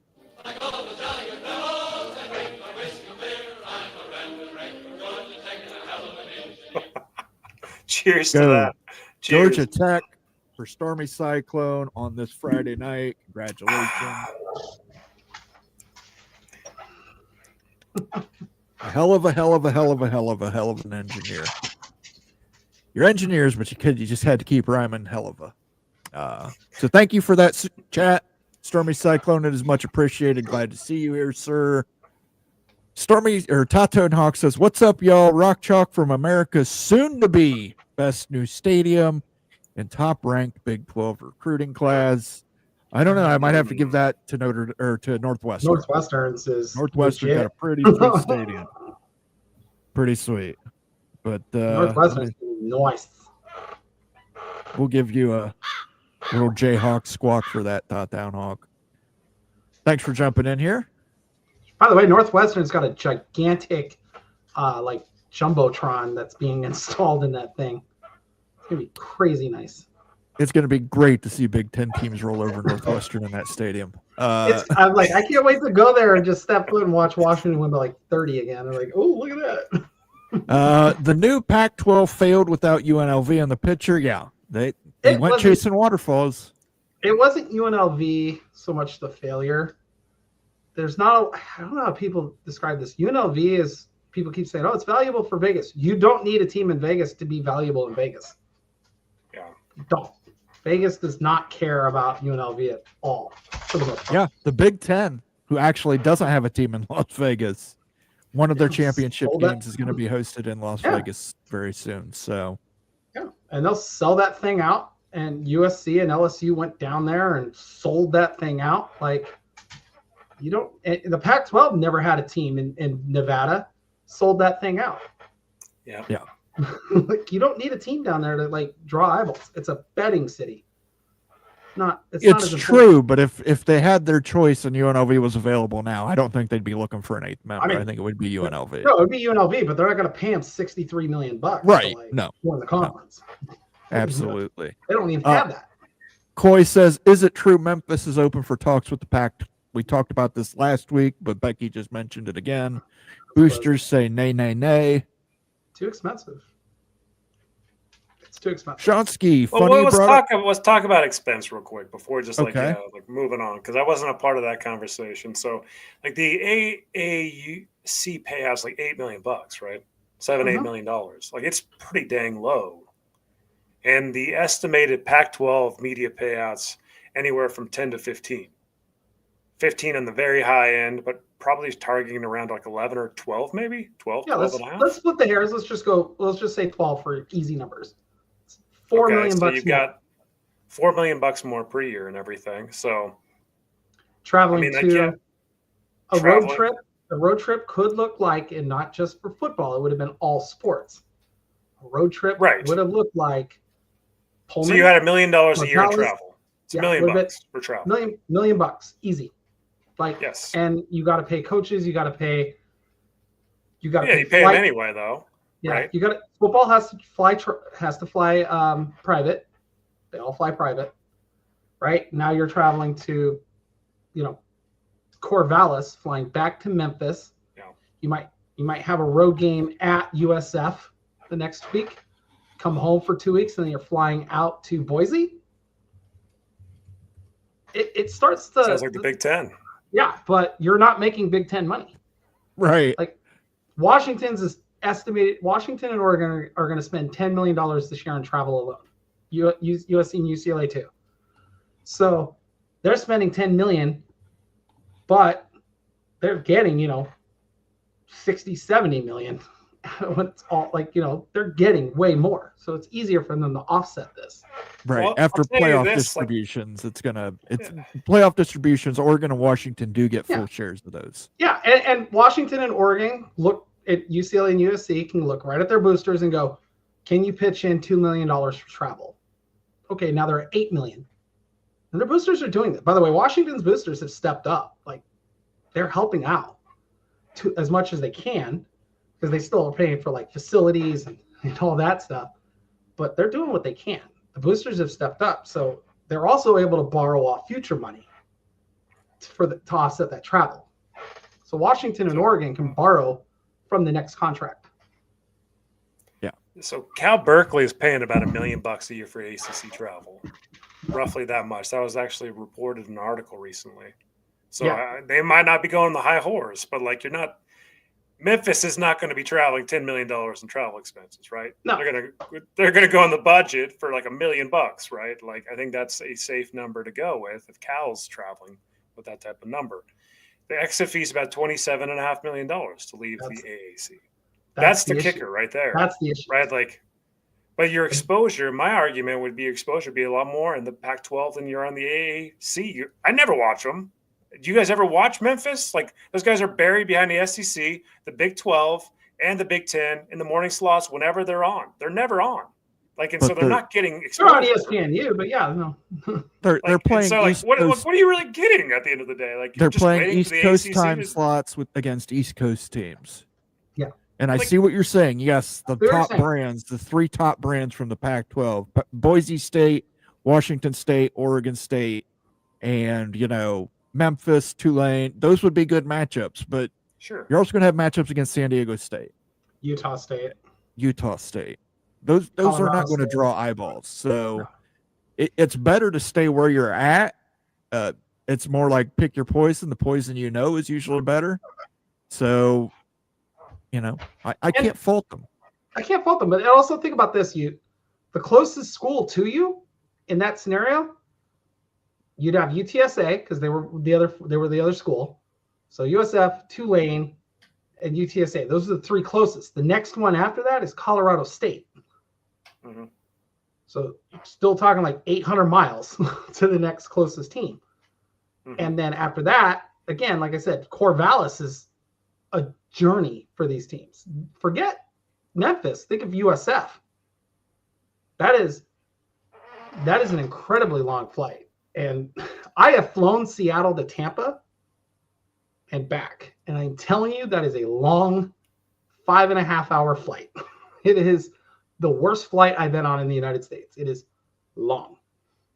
And they'd be flying to Portland and busing down to Corvallis because that's how it works.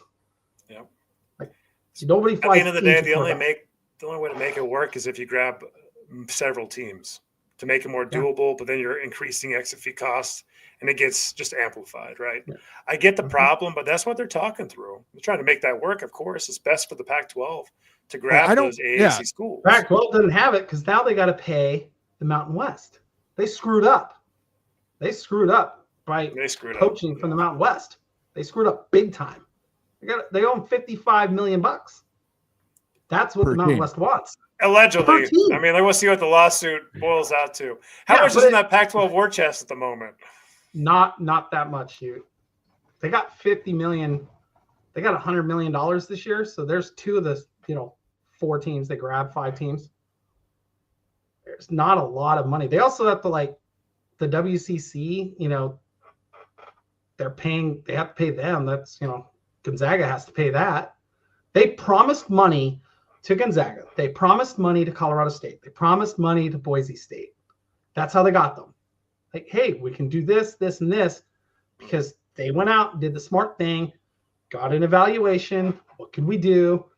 These are the schools that we can get, and basically worked with the partners, the TV folks, and they got them. They cannot do was get a UNLV or an Air Force because they were promised money from those exit fees. They can't do this. If they didn't have to pay, and this is how I knew, the Pac-12 knew they were going to have to pay some exit fees. That's part of the reason why they can't pull those 4. So they can't pay them enough to offset any of their costs. Right.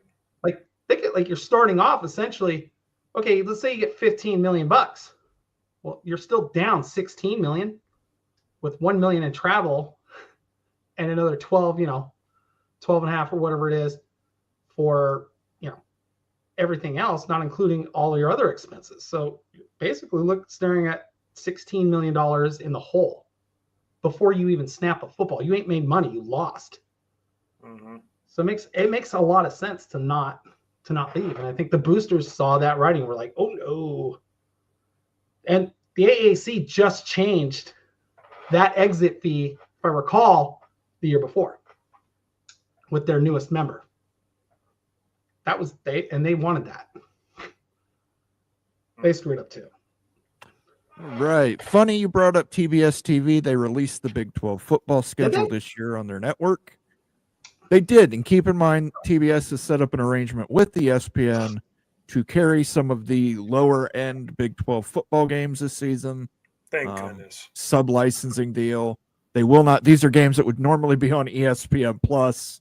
They will now be on TNT or TBS, Turner Sports, probably all 3. So that's absolutely true, Stonsky, and I think that's why they did it.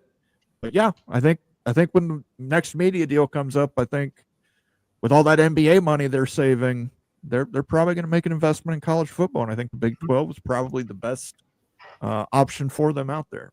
By the way, we should also note that ESPN got told by Major League Baseball they do their if they don't opt in on this contract or whatever, MLB is going to opt out.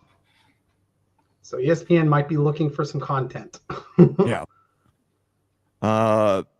Stormy Cyclone wants to know what do you think of the Big 12 schedule? I think the Big 12 schedule is going to be competitive this year. As far as Utah's schedule, it's going to be, there's a lot of tough opponents. There's going to be a lot of good Big 12 teams this year. It's going to be much like this last year as far as a conference race. I have no idea who's going to be good and who's bad in the conference. Last year was a flip 180. You thought the top teams were going to be Oklahoma State and Utah, and they were some of the bottom teams. Arizona State was last in the dang conference, and they won the conference. BYU's picked their fourth last, and they almost won the conference. So the Big 12 is a conference you just don't know. It's hard to predict. When people are saying this team's going to be number 1, 2, 3, they could be in the bottom again. So I have no idea what to expect. Expect the unexpected. Utes have a tough schedule. It's seemingly a tough schedule. Everybody does, though. There's a lot of parity, again, in the Big 12 conference, a lot of average to above average teams. I'm not sure if there's a great team yet. I hope that one emerges. We'll find out next year. Dude, is there any scheduling quirks that you didn't like that you saw looking at all the tables? Yeah. They stuck the Holy War in the middle of the year. They stuck the Holy War in the middle of the year, no bye after, no bye before, and then the Utah has to play Colorado back-to-back rivalry games. It's total bullcrap. The schedule is the biggest piece of crap. Like, I cannot believe they do this for the Holy War. It's serious. Like, that game is so emotional. You need a bye week after just to like rewind, because everybody, this whole city's talking about it for 3 weeks after, right? Just give them some time. But you stuck BYU and Utah playing games on the road the next week.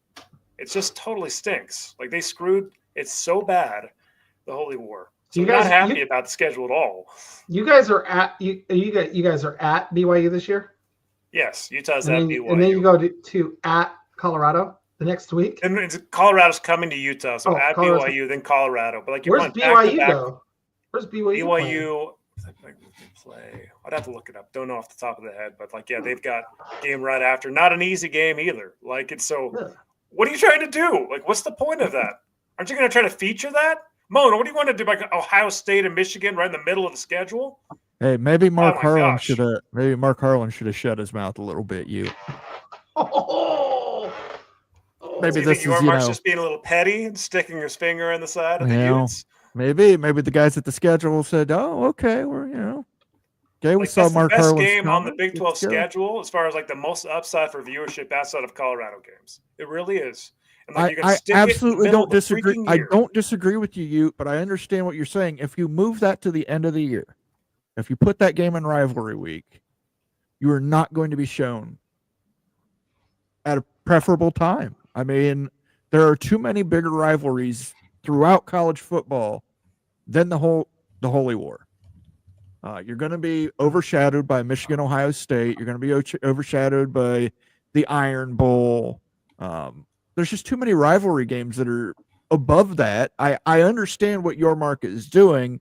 He wants to showcase that game at a time when it will have as little competition as possible. I mean, I'm looking at your schedule. We'll pull it up right here. I know this blow your mind. Oh, this blows your mind. At UCLA to open the year. Ooh. At UCLA. Get that one. UCLA's. Yeah. Wyoming, you play Cal Poly, but then you guys are at Wyoming, which is insane. Here we go. Ute schedule 2025. Let's check it out. Big 12 aspect. So yeah, UCLA in the Rose Bowl playing that game and everything. Cal Poly at home. At Wyoming. Don't know why the freak we're playing that game at Wyoming. I don't know what the heck we're doing playing in Laramie, Wyoming. This game was scheduled 20 years ago, I swear. It blows my mind. Then you're looking at Texas Tech at home. Tough game. Texas Tech's supposed to be good. West Virginia, that's a good. You have to go out to Morgantown. Virginia. Yeah. And then you get a bye week. And then, look, check this out. Then you've got a home game versus ASU, who's going to be the top of the conference. Then you look at this, October 18 of 2025. The Holy War is October 18 of 2025 in the middle of Arizona State and Colorado. Like, what? Like, I get the Harlan comment, Moan. I get the Harlan comment. Like, okay, yeah, we'll stick him and everything. But this is a travesty. Like, why don't you stick that dang game right here on November 1st and have a bye week right after for BYU and Utah? You got to play Colorado. This is basically a guaranteed loss versus Colorado the week after. This makes no sense to me. It's a difficult matchup. BYU is going to be good this year. Utah should be pretty good this year too. And like, they're probably both going to end up losing after that week, after the Holy War week.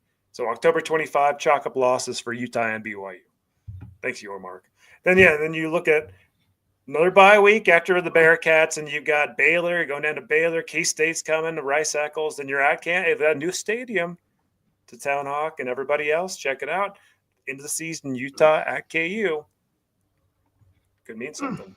I didn't look, by the way. BYU is at Iowa State after playing. After the Holy War? Yeah, at Iowa State.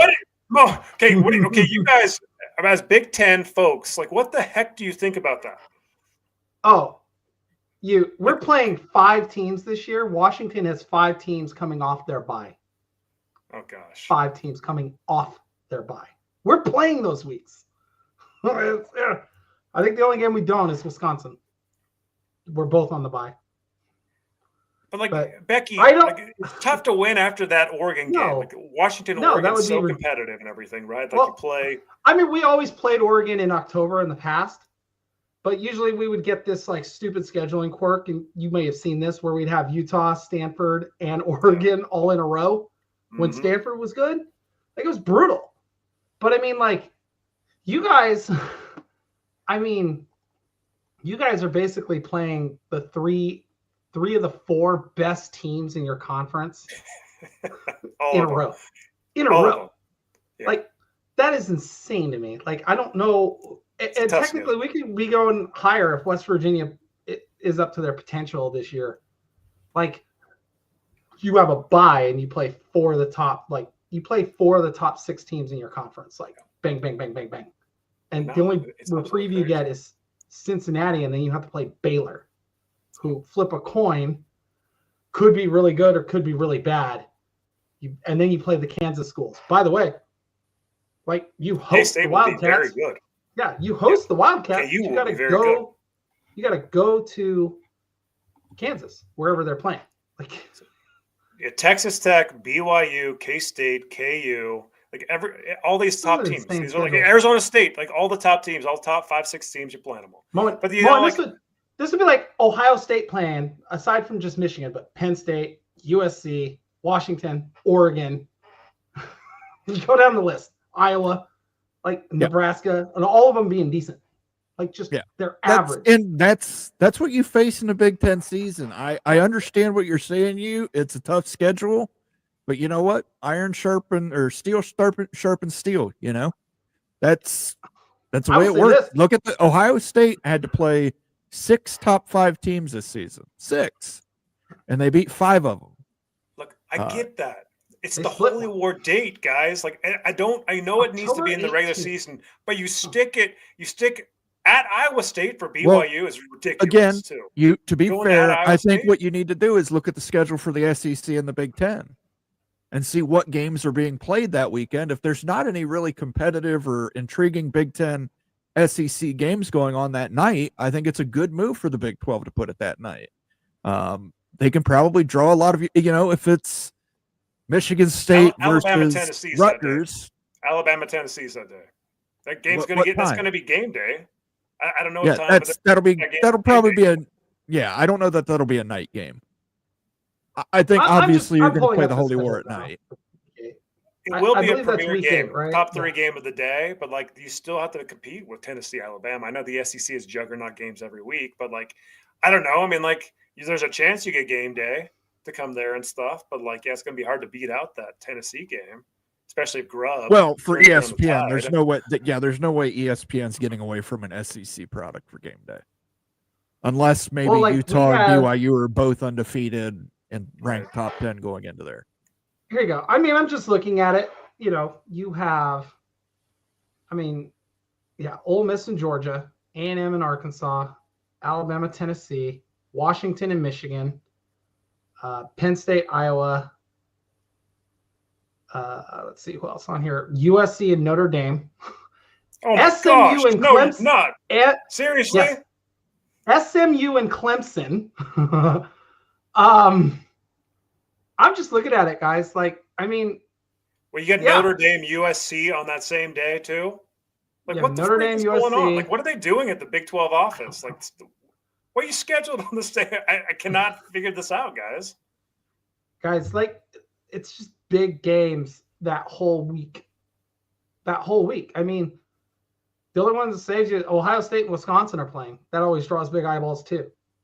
Yeah, so you're not going to get on Fox. You're not going to be Big Noon. There's your You're big not noon gonna be on game. Fox. You're not obviously you wouldn't be on NBC anyway because Notre Dame, USC would be on NBC. Well, you also have Alabama. Washington and Michigan.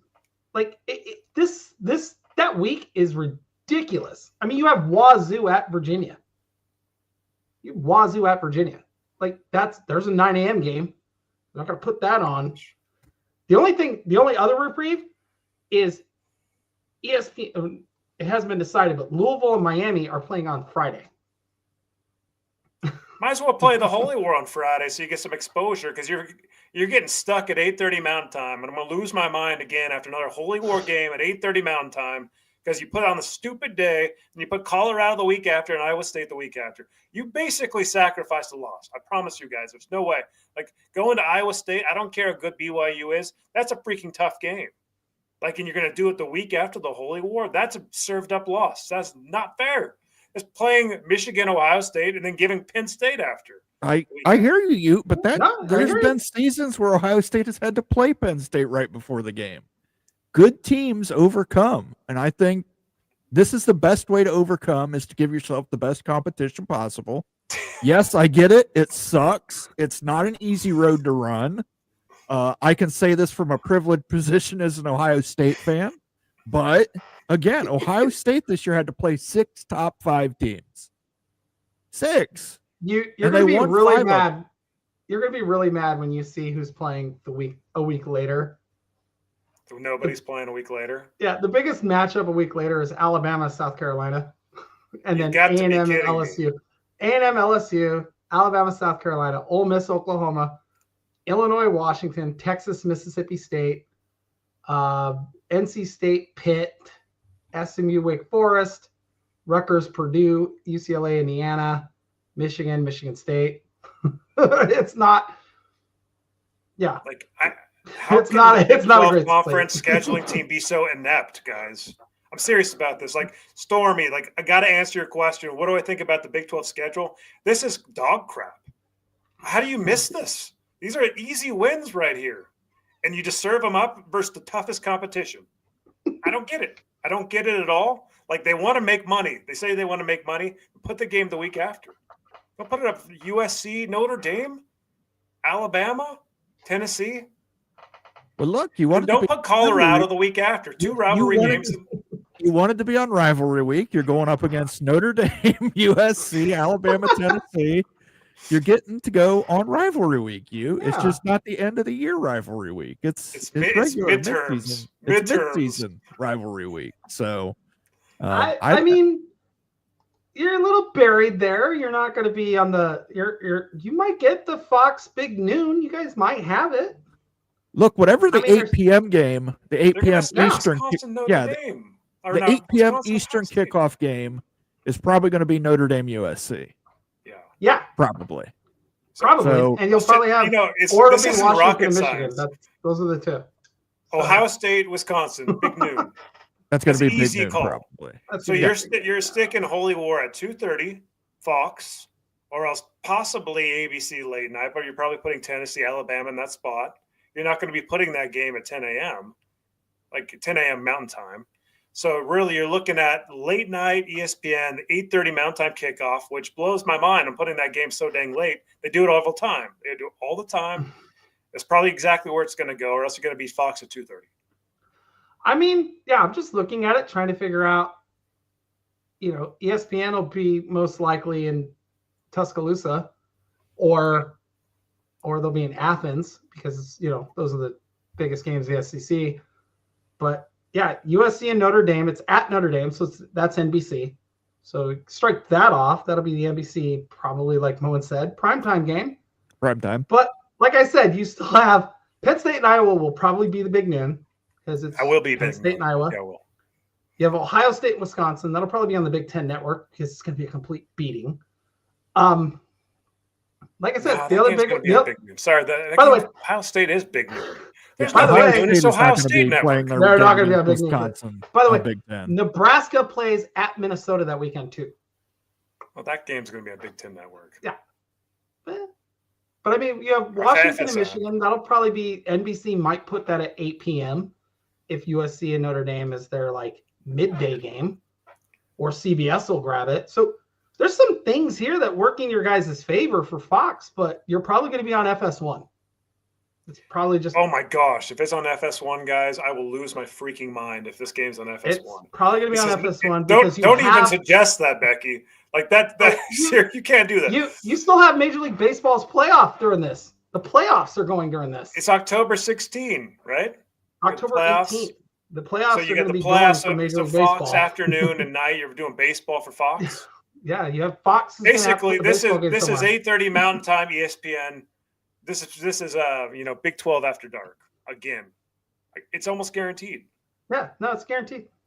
You guys are basically back in the old Pac-12, but with Big 12 schools. Boy, Mark Harlan really should have just bit his lip. Come on, man. Come on, hey, listen, man. He's not wrong. Actions have consequences, and he's getting the consequences. But we'll move on. we answered the question. We'll say hello to some people did here, and then answer I want the to pull this next article up. We got a lot of comments here. Go through these as quick as we can. Shonsky, we are seeing some good rivalries coming this year. Notre Dame versus Miami, Kansas, Missouri. In the border war rivalry. Yeah. And I think Miami, Notre Dame is their first game one. So that'll be definitely really cool to see that. USC Notre Dame is on 10/18, as Jackson Johnson said. That'll be an NBC game most likely since it's played at Notre Dame. That could also, keep this in mind, that could be the last USC Notre Dame regularly scheduled rivalry game. Yeah, I don't think they're scheduled after this year. They are not. I don't think it's been decided Not yet. So USC may actually drop that Notre Dame rivalry. This is one of the reasons you saw Notre Dame in the new media deal want to always play Miami, Florida State, and Clemson. Lisa Sims is here. She says, glad McTrash left so that Howard could come in. No way he would have won a natty like Howard was able to do. I don't disagree. McTrash. McTrash. Oh my God. Trash. They usually call him Honda McCord around here. Honda McCord. Honda McCord. You guys. Lisa, Because I love Marvin that, Harrison- and I love Marvin it. Harrison That's great. Jr. was like somebody called Marvin Harrison Jr. a Lamborghini. And so they just started calling McCord. It was either Honda Accord McCord or just Honda McCord. So, Honda Accord McCord. Honda What kind of Accord NIL McCord. is going on there at Ohio State? Oh my God. Stormy Cyclone says all games are tough. Look at OSU playoff run. Yeah, Okay. absolutely. I think it helps you. I will say this: if you guys went undefeated in that stretch and lost anywhere else, you only have one loss on the year. You're probably going to be the 3 seed regardless. You'll probably be a 2, depending on who wins the SEC and Big Ten on how many losses they have. Like, you guys go through that stretch and you go undefeated in that stretch, have one loss on the year, you're getting a bye. Like, the Big 12 is getting the bye again and not being left out of any conversation for the one seed. That is a tough. Or, it tough could be a stretch. situation where the Big 12 gets 2 teams in this year. They should. They should. Having schedules like that, that's certainly going to help you. Mhm. So Towtown if you Hawks go is 10-2, do you get in? If you go 10 Yes. and 2 with that schedule, 10-2 with that schedule? Absolutely. And if you don't, you have every right to go. You got robbed. You, Well, you guys go again, we 10-2 don't with know- that schedule. I'm gonna be like, oh my God. we don't know how tough that schedule really is until they play. It's tough. That's got to be number It's one. in tough. the nation, It's gonna be right? good. It's Nolan. tough gonna be a good looking one. at it from a preseason thing, but injuries Yeah, can happen. Injuries will happen, but yeah. Everybody picked Arizona State to finish dead last year. They ended up winning the conference. I'm just saying, So, in a perfect world, guys, in a perfect world, that is one of the tougher schedules in America. It's easily a top 20 tough schedule. Easily. And even BYU's schedule is ridiculous. Like, that was no. That BYU's is it tough? What does BYU's schedule look like? BYU has in a row. BYU play. They get a bye week in week 3. Oh, Cougars. They get a What? bye week after playing Stanford. Yeah, their schedule ain't easy. They're gonna be brutal. Like, I'm telling you, that is not an easy schedule either. and I Okay, think that's a so- good thing. Listen, I Good. think you want a strong schedule. You want this. You guys want this stuff.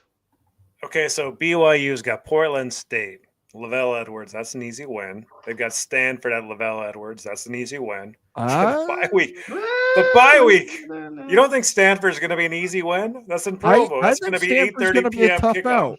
I think that coach they brought Stanford's- in last year did a pretty good job. Stanford's not an easy out. No way. Not anymore. Then Also- you got East Carolina. That's down a in win. That's a win. That's a win. Come on. Colorado. Although it's at East Carolina, that's so crazy. Why are you guys playing at these stadiums? Big 12 Becky, fans, I don't please. get it. I don't get it. We do Why- not play at Boise State. Washington never goes to Boise State. It's so rare to go to Boise State. What are you guys Keep in doing? mind, some of these out of conference games were probably signed before BYU was even in the Big 12. Oh, I'm sure. Yeah, but they would have been in the Pac-12. Why are you going there? Even as a Power 5 school should not be going to Well, East again, Carolina. BYU No offense, wasn't East a Power Carolina. 5. BYU wasn't a Power 5 school 4 years ago. Or Moen, you guys would fire your AD if he scheduled this crap. Well, we've scheduled worse. I'm not going to say anything. We've scheduled some bad games. You've scheduled worse than going to East Carolina. Oh yeah. No. Oh my gosh. I mean, like, You guys ain't played at Toledo in how many years? Well, we're not playing. That's the thing. When we play our in-state schools, they do not want to play at their stadium. They make way more money playing at our stadium. So then you got to at Colorado. It's gonna be a tough game. Colorado's gonna be okay. That should be a win at home. West Virginia at Arizona. That should be a win. Man, Utah. I mean, I would imagine BYU is going to be favored at home versus Utah. So like that's going to be a close game like always. But like, hey, coin flip. And Iowa State. That's a served up loss right there. Like if you're trying to protect your best teams, why in the freaking world do you schedule this type of game after the Utah game? And then you have a bye week after. This is so bad, guys. This is so dang bad. That's bad. That's bad. I just don't know why, if you're a top team, you know, and by the way, like the ADs have to agree to this. Like that's the thing that kills me is like the ADs see these schedules, guys. Like they see the schedules and they go, we don't like this. Can you fix this? Or we have something going on at the stadium that week. We can't play at home, right? Because this isn't like a major city where it's like, okay, like in Seattle, they'll do like, hey, we have too much going on that weekend in the city. Can you guys move it to this week? Okay. But like, and we'll just play a road game. But like, I don't get why, like you said, I don't understand why you're serving up a game like Iowa State right after Utah. Like, no offense. On the road? On the road. No offense, Utah. That's not an easy game, but God, like, that's brutal. That's brutal. Iowa State will be dang good next year. That is brutal. That's basically, it's almost a guaranteed loss. Two physical teams back to back, because they are both, even as bad as Utah was this year, they were still a physical football team. Right. I would not want to play that back to back. Thank God they got the bye. And then they got the bye. Then this Texas Tech guys, you watch Texas Tech could win the whole conference. That's a freaking tough game too. TCU will be good. Out of Cincinnati and UCF. This schedule is a lot easier than Utah's schedule. It's BYU's schedule, though, at the end of the day. You got a tough stretch here, but really outside of that, should be at least 8 and 9 wins on the schedule. By the way, I know Stanford was 3-9 last year. Guys, looking at the chat, Daniel put it in there. But like, did you watch them play at all? Stanford's not an easy out. Like, they got blown out a few times, but like Clemson struggled for a good minute against them. They're young. And Stanford, for whatever reason, I don't know if you guys know this, they still pull in 5-star kids randomly. They get a random 5-star every single year. It is the most absurd thing in the world. They get random 5-star players. Yeah, I have no idea how they do this. If you got accepted into Stanford, look, I'm an Ohio State fan. I grew up in the shadow of Ohio State, but if I got accepted to Stanford, I'm going to Stanford. I applied for Stanford. I didn't even get a letter back. Yeah, I applied for Northwestern, didn't get a letter back. So no, I did apply at Stanford, but I didn't get accepted. I was not smart enough. Washington's a tough school to get into, so got to give kudos there, Becky. Oh no, I got accepted to Cal. Holy smokes! Town Hawk is here. Says KU has the best schedule set up, not easiest, but best spread. Coy is asking, where is the Big Ten schedule for football? I don't see it anywhere. I'm going to go ahead and post it in chat for you. I found it for you. It's on X. Has a little matrix image. You can check that out. We're going to get through these, and we're going to jump onto the big story before we run out of time here. Daniel Gygax says, Becky, you're missing the biggest game of that week, WVU versus TCU. You know what, Daniel? We'll have this conversation when WVU actually plays to their potential. And if TCU ever bounces back, and I haven't seen TCU since that week they beat Michigan in a playoff game. I literally haven't seen them since then. I mean, I watched them try to play Colorado. FF18 Buffs, Colorado admin flipped in the past 3 years with a new pro football regime at president and chancellor. One came from Penn State. Great show. Fergie, thank you for tuning in, Fergie. We appreciate it, sir. By the way, Washington just grabbed a Big Ten president. From Illinois. From Illinois. Yep. Lots of inter-family relationships here in the Big Ten. Coy says Gus Johnson gave Harrison the Maserati Marv nickname. So there you go. It's Maserati Marv and Honda McCord. Daniel Gygax brings this up. Remember, if you looked at Indiana's schedule preseason, you would say it was the toughest in America, but teams don't always play up to expectations. I agree 100%. It's really hard to look at a schedule in the offseason and make predictions. Case in point, I don't think any of us picked Arizona State to win the Big 12. I don't think any of us picked Arizona State outside the bottom 3 in the Big 12. Like, I'll go back and watch the tape. If any of us picked Arizona State to win the Big 12, I'm sending on my paycheck next week. I will save you from looking at the tape. I can guarantee you it did. Nobody did. Nobody did. And if you did, you're a time traveler. Townhawk, speaking of ADs making mistakes, what did SMU's AD do to get nuked? Got them into the ACC and CFP appearance. What gives? Extracurricular activities. Yeah. Wow, is that it, Mon? That's the rumor I heard. That's the rumor. Allegedly extracurricular activity. So, let's talk about the powers breaking away. Yes, we're going to talk about it. Let's get to it now. We're going to get to it now. Here we go from Ross Dellinger. Power conferences this week took steps in creating a new entity to govern college sports revenue share system. Sources tell Yahoo Sports the entity overseen by a CEO is built around an enforcement arm to police cap violators, phony NIL deals, and tamperers.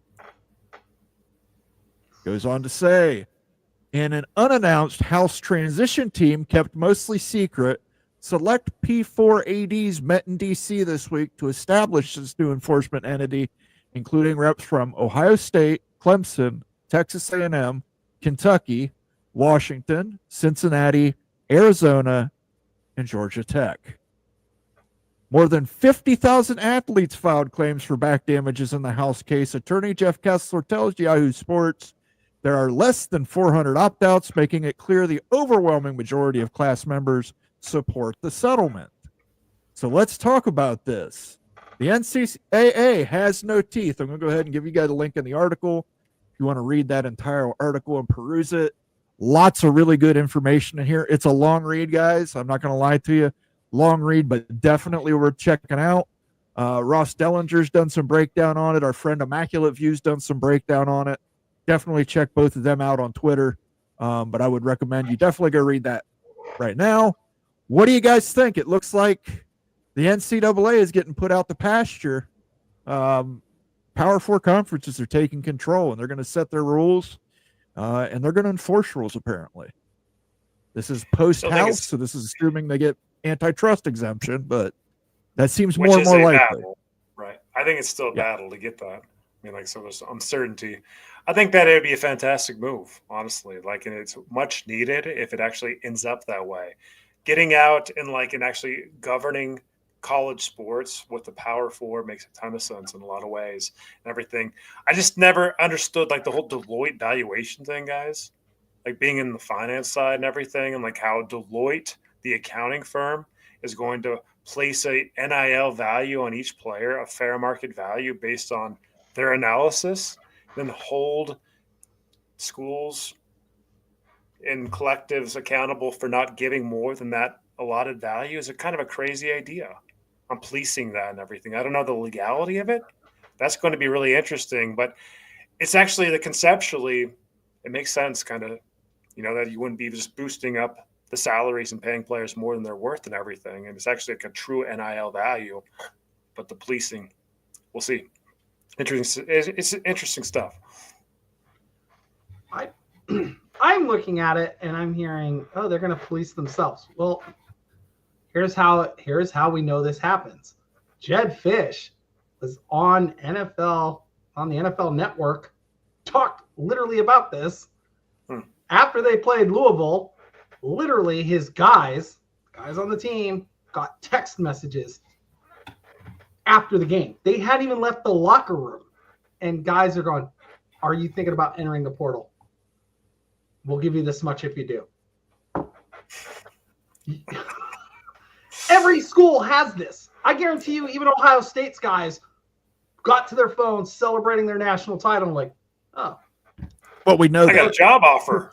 and we know we've had people leave already. Yeah. So.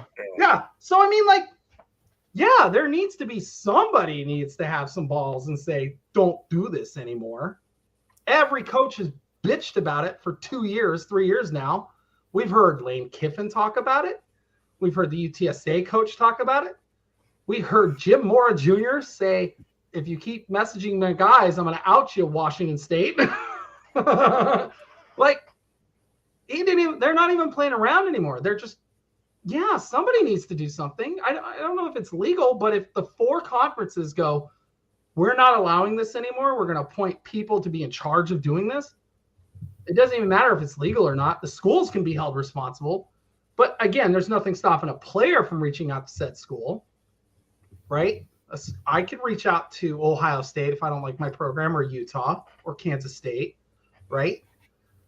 Nothing's stopping me from doing that. That if they said that's illegal, then the players can be like, well, there's no rule against it. But there should be rules from adults who are like 50 years old reaching out to a kid going, hey, leave your program, come play for us. And like salary caps and things like that will keep it an even playing field. We just saw Ohio State and Oregon swears to God they only spent 10 million or 11 million this year on their team. Their fans are telling you that, and you're like, no, you spent like 25, 30 million, guys. Like, And they're spending more, so yeah, it's not the end. Well, I mean, when you've got receivers getting offered $4.5 million to leave a school, and this goes back to this came out shortly after, once again, the NCAA lost in court. A defensive back for Wisconsin has been granted another year of eligibility. So now he is for 5 years, I believe, 6 years. I don't know at this point, but basically the NCAA rolled over and said, we don't have any teeth. We can't enforce anything. And then the next day, this is released about this Autonomy 4 group. Utah's got a 75-year-old quarterback, so We had a 75-year-old quarterback. But, I mean, it's, there has to be some kind of guideline. There have to be some kind of guardrails. There has to be some formula, because the tampering is out of control. You saw Wisconsin came out and basically threatened Miami. The Big Ten Conference came out in support of Wisconsin and said, hey, we had an agreement, a gentleman's agreement. To be fair, it's a gentleman's agreement between all these Power 4 conferences that we weren't going to allow this direct tampering to happen. It's happening. This new committee is formed by 2 ADs from each conference. So the Big Ten gets 2 representatives. The Big 12 gets 2. The ACC gets 2. The SEC gets 2. The G5 get none. They're not included in this. This would create a new subdivision in college football. That would be basically anybody who is going to be part of the revenue sharing system. The G5 could end up being a part of it, but right now it's just the A4 that's involved in this. So that makes sense. A lot of the G5 are not paying guys. They don't. Yeah, a lot of them don't have. They can't afford to. So no, that's not surprising. Yeah, and the ones that are good in G5, they're going to leave for an A4 school. But again, we need guidelines. We need rules. I mean, you cannot have guys just transfer mid-season. You can't play for Ohio State 1 week and then Michigan the next week. Right now, that's legal, right? Like, that's legal according to the because the NCAA rolled over on another thing. The NCAA has no teeth. They have no teeth. No. They sent a notice of allegations to Michigan, and Michigan basically sent back a letter that said, "Nuh-uh." It has some of the most ridiculous arguments you ever heard. Like, well, he deleted all those text messages because he was just so angry, and they weren't relevant anyway. And it's like, that's a really compelling argument right there. You're Michigan. You've got a great law school there. Why don't you have at least one of the law students take a look at this and go, well, that doesn't. It works, though, Mo. It works. You're right. They're not going to get any punishment because the NCAA has no teeth. They cannot do anything. And that's my point. I think it's time the NCAA just goes away, or it just commits itself to just running the basketball tournament, and the A4 conferences form their own new organization that operates pretty much everything else. There have to be guidelines. There have to be rules. You can't tamper with people. You got to adhere to a salary cap. You can't be doing under the table payments to these kids through bagmen.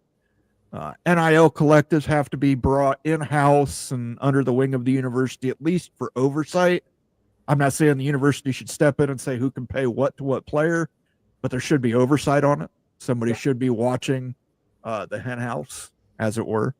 But yeah, it's the what Wild do you guys West, think? guys. It's the Yeah, Wild West. Without rules, what do we Something's have? got to give, right? Yeah. You have to do it.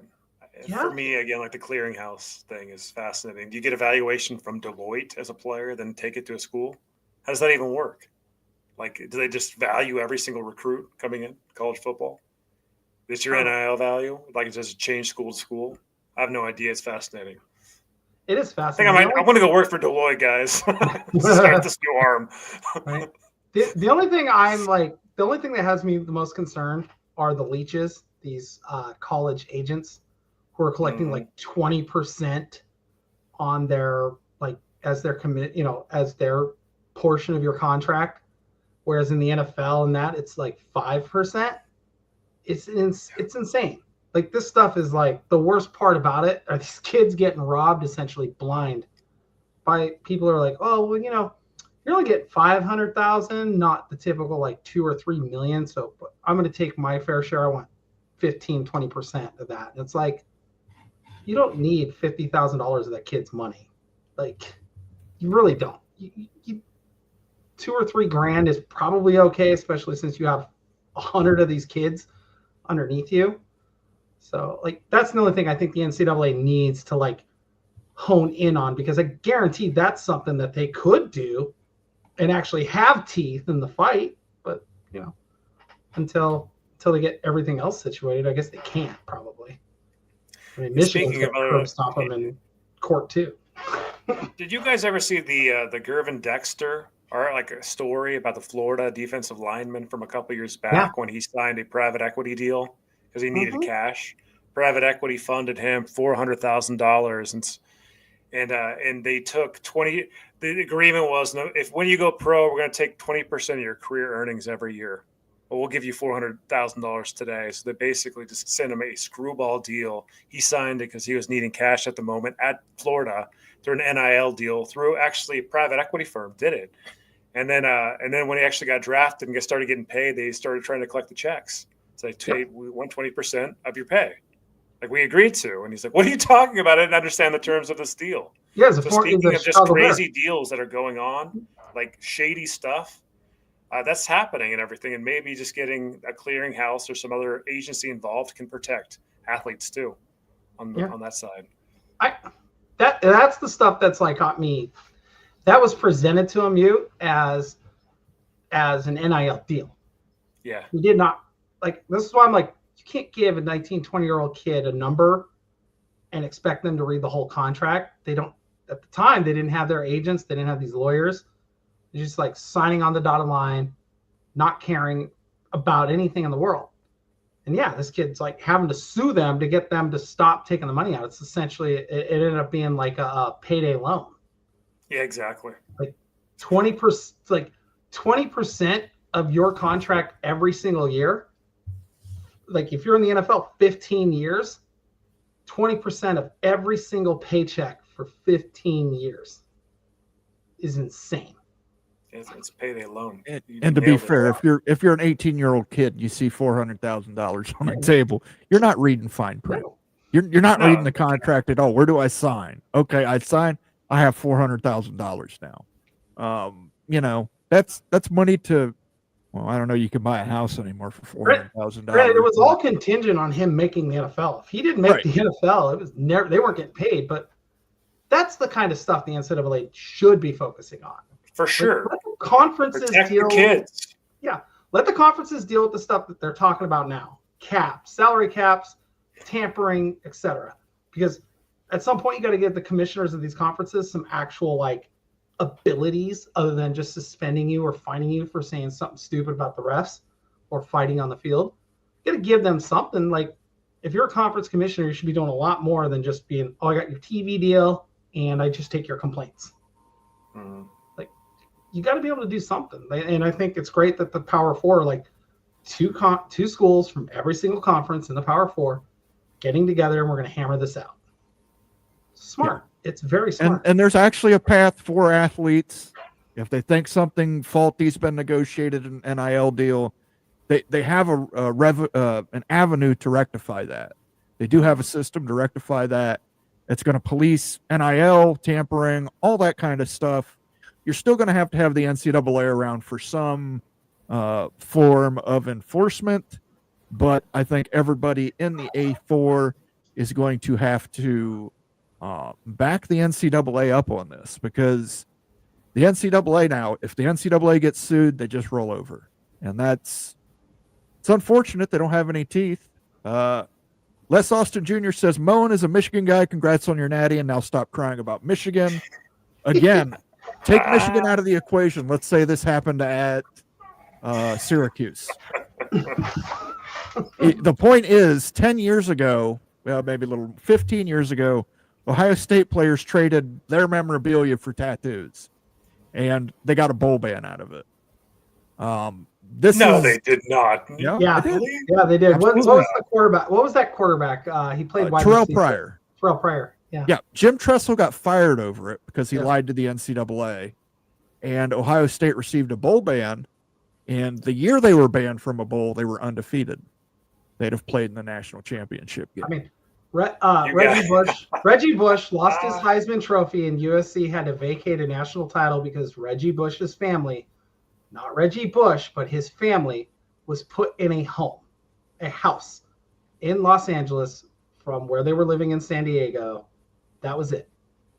He didn't get any money. He wasn't paid a dime. His family got a house.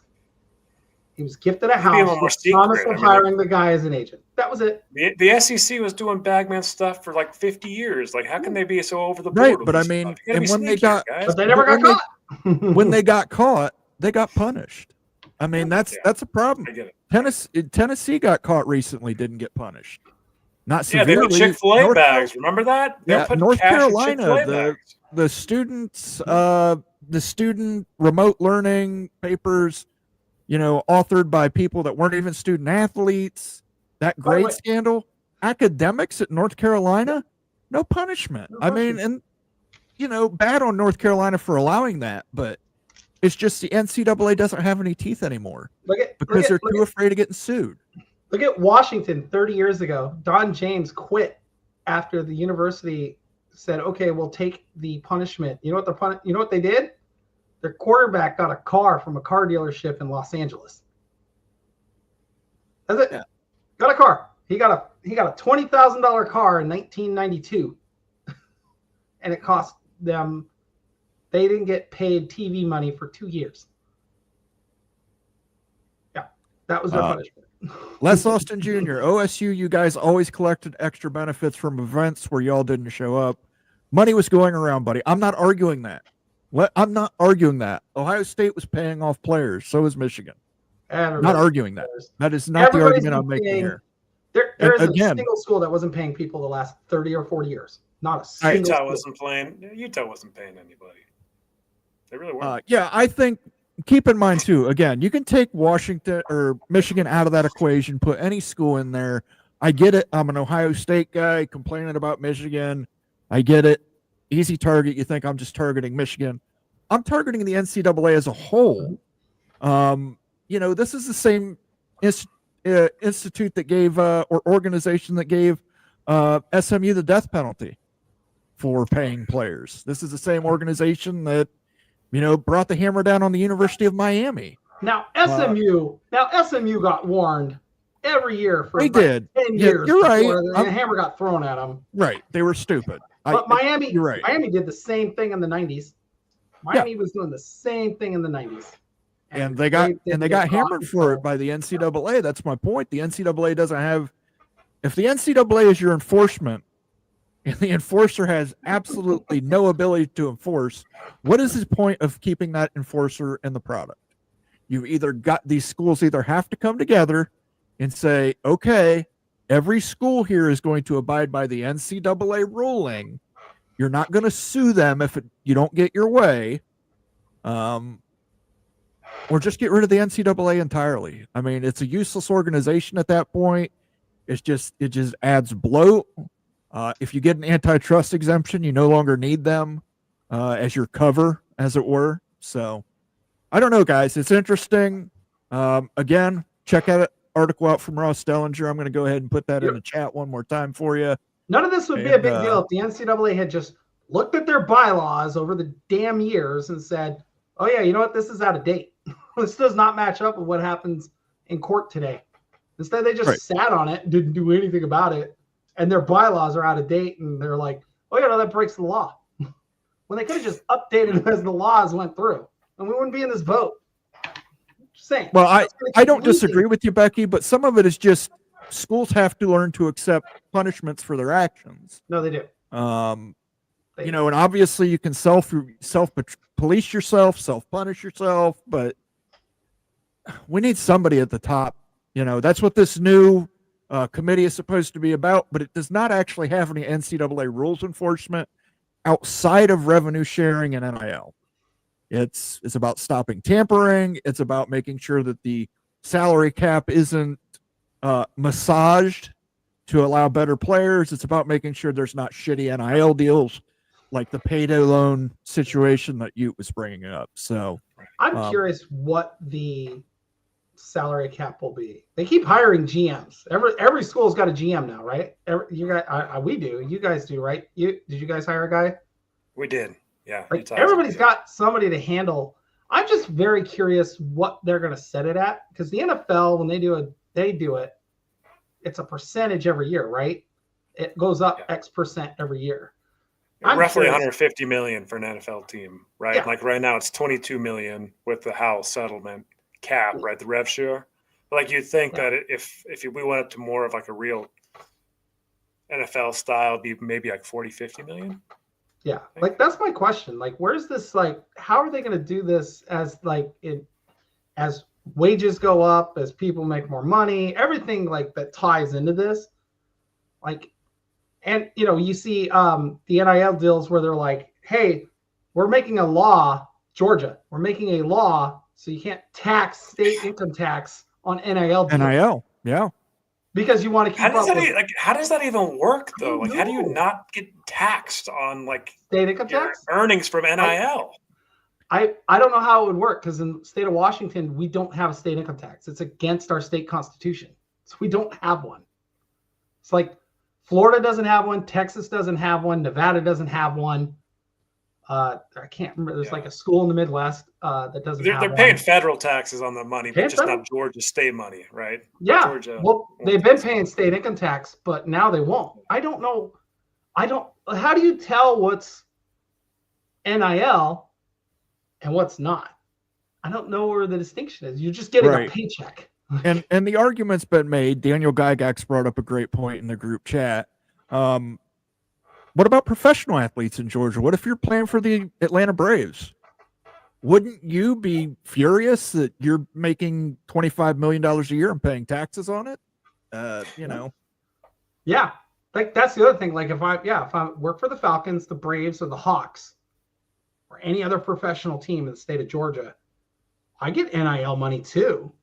It's just called a deal with Nike. Like, yeah, you bet they're going to play that game too. Yeah.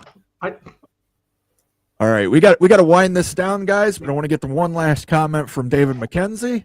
Also, another interesting Twitter account to follow. I will try and find your Twitter account before I log off here, David, and get it posted up in the chat for people. Two things. One, who knows what the NIL deals are? All the schools are hiding behind FERPA or third parties to say keep everything secret. Two, Georgia as a state can't override federal income tax. That can only be exclusive to the state. I agree with you, David, but I think you're going to see a lot of states, Ohio, Texas, Pennsylvania, these states where football is king, They're going to do everything possible to make sure their flagship schools are right out in front on getting the best players. Yeah, like I said, Texas and Florida already have no state income tax. Washington, no state income tax. They're only paying the federal income taxes. That's it. That's an insane thing when you're Georgia trying to recruit a kid competing against the Gators, the Longhorns, and the Aggies. It's hard. It's hard. Well, that's killer in California. California has massive state taxes, right? Well, California has two different taxes. So they have a millionaire tax. So if these NIL deals are over these kids are largely millionaire taxed.